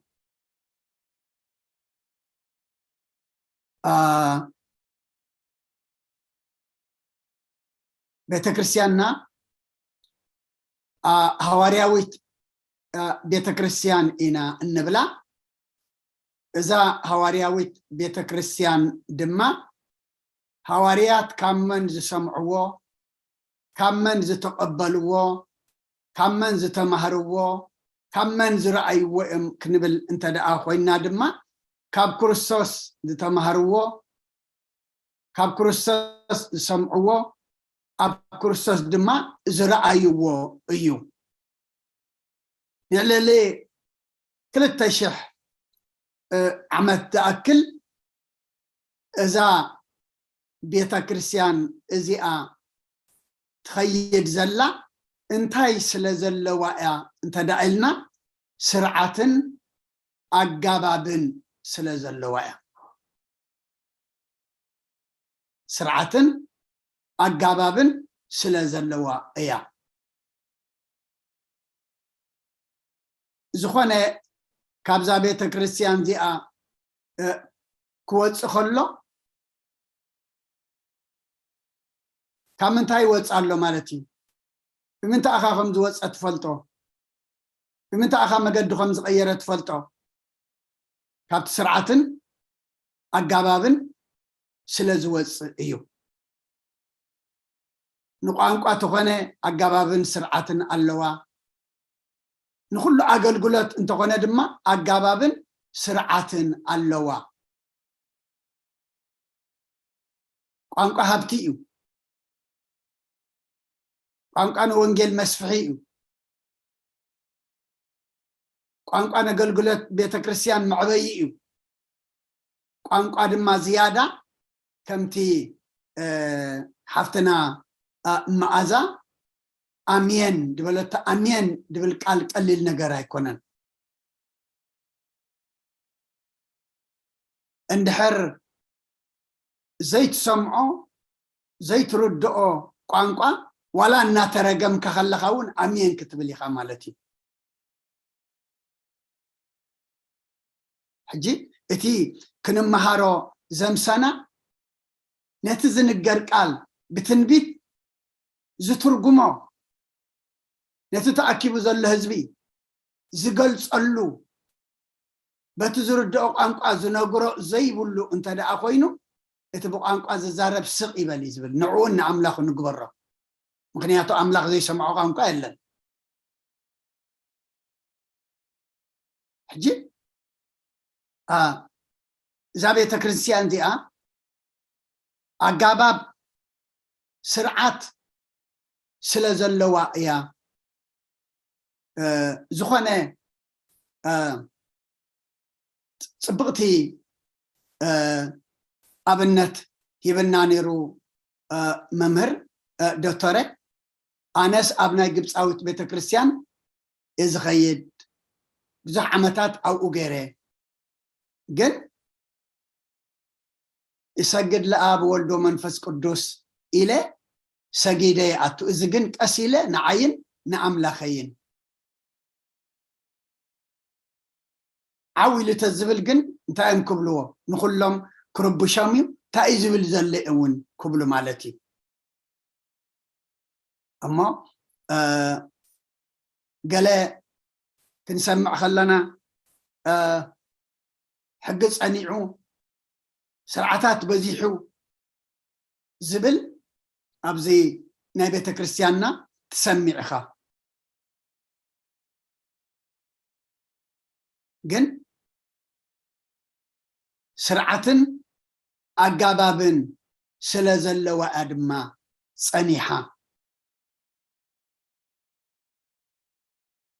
قدف بيت أملاخ ناب سماي تتأمتكا زل علماوي هوتون تورسكا نتحانت جزاخا نممرحون دقها تعبي أجابن سرعتن انت زي الليكا بقبؤون قلعها تعبي اي تخيلن إخا أمو بيت كريستياننا انت ايا انت دعلنا ناي سرعات بيت كريستيان ايا أقاباب زلوا بيت كريستيان ايا بناي دك آنستيو بزح أسفيحو حونا ممهر مهيرو شرسا أبا قلقلوت يلان ايكونتن دك آنستيو زقبرو أب بيت كريستيان عبنا قرالو جن ودي تبعتاي انسن حرسن دا نقالن سيتي توهيبو لك عبيت كريستيان دما نقولني سبيتي نقالن السيتي زخون أقلقلت هالو نودي تبعتاي زخون أقلقلت دما هالو تاما جمريا مأتوية ينتا ايلنيري هوارياويت ياتبها البيت كريستياننا هواريا دما كاب كريستوس زتقبلون زرعيون زسمعون ايو إلنا بزح بجنزبن بجزئن بقلبتن نقويتا زقلقلا حواريات تحبيئم كلو أنجيهن تسيئن كيف فرحا كاب أراويت بسألمات وقحتا نام مقابر زخدا بعل مريم مقدلاويت أنستيئن زيادة كله دم خمتي أبونا زبولنا أدينا قدس رنجل مريم أدينا قدس رنجل مريم كانت نيروادي كابتن كلن نقويتا زقلقلا زنبرا قويتا خينا الزهابنا اللودي يلن مدالو خوين دي قويتا وي نقولن ندك نسيا زي تقمايل دي أيقونن نخلو أجابابن سرعاتن سلزلوئي قويتا زي قبرو حواريات دما قويتا خو قبرو ريأم زي تقبلوه كاب حواريات زي سمعنا يا زي تقبلنا يو نحنا دما حنت نجر كنقبر أي نخلن إنا مالتيو أب علمنا بزح نجرينا نرئي زلنا قلنا نحنا بيت كريستياننا ناي سرعات ناي أجاباب بيت كريستيان سلزخونتيا نقول له كاب عبي كسعن اشتي كاب سبعي كساب سبيتي انتاي سسرحنا بقاباب نقبرو قالوا نامو كلنا دما قناها كله بسرعة بقاباب يخن اتخلو زتوهبنا سقا بقاباب بسرعة أب كبر أملاخ كنوعلو اجزيابيهر نخلنا يحجزنا زقبائنا دما قبائي قدساني قبرلنا ناب سماي زت أمتنا أب قبائي قدسان أب سماي دما زساتف قبائي يقبرلنا أما مدبنا بصلوت كنعصو كلنا حنساب كلنا كاب زلنا ايو نصلوت حف نبل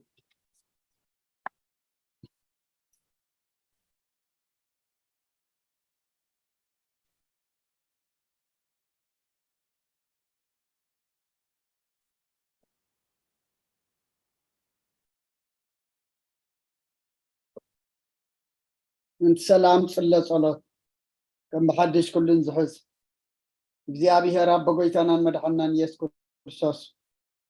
انت سلام زحنت لكل زغنت قدس بيت كريستيان لمن لنا أبلغ لهزب المؤمنين بزح سلام كهب نقول سلام سلطان زلو بزيابي أملاخنا أيو ما انت سلام صليو سمايات نبر ربنا سمكاي قدس منقصغات مصا فاركام تاب سمايكم دما امدري يخون علات انجرانا لما بنا احنا نزبدلنا بدلهم كم دحدقنا لهم بدلنا نعسانا دقلنا كم كفادحنا نمبر فتنا يتتونا منقصنا حيلين كبر النزل علمنات كإما أمين أوزيت يا مريم بناي قدس جبريل ملا سلام تا سلام لك الله حلنا غدن قليخي بسقاخون دنقليخي هذا إجابير تواعد قويتا سراوي سلام لك الله نسخي كاب أنس برختي خي فركر سغن برغيو وملتا تسقى إجابير مساقيو وفسة الدسي بالكي حتى يتناصر يلنا فتودخ إياس كرساس منتانا محرات لمن لنا أمين ونقول التعجيا بهر لمن كان مالك كان لنا ونقول سلام سلام هبنا كله كان نخم إجابير أطرينا سقاخو نفسلنا جاكان فتة بعد أملاخ بلنا قدسن كان سمن نتسوعون علونا بسماعات الله خان السخاء سلام كعبنا نسقلنا عدر أبزع على من زمن وارنا سلام حلو وكل لما راحت نسوي سلطان بقدسم كا سلام هبهم أبزري أنا نزلوا مكان تعذاب كأمخرهات أما تاونا أنا نزلوا قراوتنا بقول سلام حلوهم بودهم بعنوني وكن نبرن بقول سنة يعمل خدمة ناخاني جابي هربن فرح بحيا ونكن ركبن وكرساس مسؤول من فز قدسن بس كان صنعتهم بؤذن لك لمن كل سعن نزل علم آمين قدس جابي راملخنا سلا كل تمسجن أبعد منا زي ما عملت زي أنزا سعد زي أنزا وسكنا بهوات بتعنا دما دو زبل كنا نايزقوا بقى إذا تساتفتكم كون دما سلا زقبر كنا كبر المسكننا حيكم زقوا بقى إذا دما نعخازة في الليت بما نفزع بيه أما قد خازة أنه أبسماي دما مودعتنا زي سبق قبائية قبرلنا قال كان مفلاق دي كونس تنفلت قال كان عخاق فلت أنا مقدخا أفليت دما نابسماي كتأمتنا نسخ حقزنا نقول له دما كم تذهب كنا كم تسأقانا بقابابن بسرعة كن قبرو دما نسخ حقزنا سخانا السلام بر نايزرقرق أملاخ أيكون كان ما نقول لنا دما دليت سلام قبرنا بأخاتكم زمت أسي مس كل سب بسلام نبرو الكان أخمو نسلام كندليا كن صعبة كن نبرلا نسخ حقزنا أب عالم سلام زي سلت أفأيو إذا كله نريئو زلنا كاب سدرابيتنا بعدي كاب عدي ناب هاجر كاب هاجر ناب أهجر وجئن ورا وجئن موتن برساتن عنوتن نريئو زلنا سلام زي مهلاو زولو دقيو سلام حد قلكم سلامي هبكم الله إتأنذ هبكم سلام كم تعلم اتهبوا سلام أيكونن إلك أخمو حجون أملاخنا ناتكا سلام يدلينا له نتتهبنا سلام دما كما يقرنا خم نحزن كما يقرنا خم نبرلون دما مستئر كان طبب كان قلت لنا نذهب كان سآن محازو زخسرنا يبو زحلو سآن بقاباب متقامنا تماليشنا دا سآن نايون بزحلمو أملاخنا طبب دما عدلنا إزي أمول عالم نريء زلنا وقئن ورا وقئن وحجين نفاسن من قدقات مدرن تفعل لي نقر نسبا زطف هاجر زعنو هنصا زفرس سبا زقزف نريء زلنا كل اغزيابير أملاخنا سخا أقرلنا إذا كان ما يزنزن نمزلو حو معاه أب إسرائيل أب فلسطين هزانات زقزف شماغلتات منأسي زقزف زلو بتي كوينو سب أرأي خات تفتر إيو زقزف زتأفق زلما أملاخنا نسخا قرر سرحنا نعخا سلامها محرات أورد إمو محرات كتورد نلمنك نتسقايم كم سقاينا نتأهتأم كم أهتانا نتمكرأم كم مكرانا تقبلنا نتمكراتي سخا نتأهتاتي نتوقئتي نتموتتي ساخت لوط حجون أملاخنا نبخان حد كلنا بحمام زلو بصلوات ذكرنا زولنا سماتهم نفلتم زي نفلتم سخافوا وسلنا بحزن زلو أنا نعلنا زعرفوا من قصها ورسلنا أميام زلو نسعلنا سقاب نفس التأثر تحلنا فحز ولا أكبلنا وفي رمز اللو دحن يتولنا قشم زلو ما دحن ملسلنا ولدنا نعبيم زلنا أوداتهم أولدهم عبيتهم نأشتم بارخلنا نعخذ قونو قبرلنا بنا يدينا قد سرنجل مريم أمالادنا بنا ملاختي ترادعنا بنا نبياتنا هورياتنا صارقان سمايتاتنا صلوتاي تفلينا كم تنا هوريات زمهار كايم بسمايات تنبر ربنا نبلنا نسوع كلنا سمكاي قدس منغستات تمصا قد كان تاب سمايكم دمام دريخون علات انجرانا لما هبنا احنا نزبدلنا بدلهم كم زحلقنا لهم بدلنا نقصانا دقلنا كبفاد احنا نمبر فتناي تتونا منغسن حيلن كبر النزل عالمنا تكايما امين اوزت يا مريم بناي قدس جبريل ملا سلامتا سلام لك له حلنا خدنقليخي بسقاخون دنقليخي ادي جابير صبات قويتا سراوي سلام لك له سخيكا انس برختيخي ركرسون برخو يوم تتصقا يا بيهر مساخي يوف ستدس ولكي حتياتنا سريلنا نفت ودخي يسوس كريستوس منتانا محرات لمن لنا امين يفتح ويسرق جنا املاك المدانيس كريستوس كانيكا كانا سريات يا دمساتي ابسا كل لبركساتي ابراهيم انتم ابي كانات وايد يا كانات وران سايرغوس انات ببسمكم كن فتانون صحانه يرسنس كلون سمات زيو مهارن كريستوس مال 10 تغلطه زيو مهارن كريستوس زيو مهارن كريستوس زيو مهارن كريستوس زيو مهارن كريستوس زيو مهارن كريستوس زيو مهارن كريستوس زيو مهارن كريستوس زيو مهارن كريستوس زيو مهارن كريستوس زيو مهارن كريستوس زيو مهارن كريستوس زيو مهارن كريستوس كمون بنت اجزتنا مريم مهارن كريستوس مال 10 تغلطه بنت اجزتنا مريم كريستوس بنت اجزتنا مريم كريستوس بنت اجزتنا مريم مهارن كريستوس بنت اجزتنا مريم مهارن كريستوس بنت اجزتنا مريم كريستوس بنت اجزتنا مريم مهارن كريستوس بنت اجزتنا مريم مهارن كريستوس بنت اجزتنا مريم مهارن كريستوس بنت اجزتنا مريم مهارن كريستوس بنت اجزتنا مريم مهارن كريستوس بنت اجزتنا مريم مهارن كريستوس بنت اجزتنا مريم مهارن كريستوس ጸጋ ጎይታና ኢየሱስ ክርስቶስን ፍቅሪ እግዚአብሔር አቦን ሕብረት መንፈስ ቅዱስን ኣብ ልዕለይና ኣብ ልዕሊ ኩልኹምን ኣብ ልዕሊ ኣብዘት ዘሎና የቦታን ኣጽፍን ድርብን ኮይኑ ይውረድ ክብርን ምስጋናን ኣምላኽ ይኹን ንኹልኻትኩም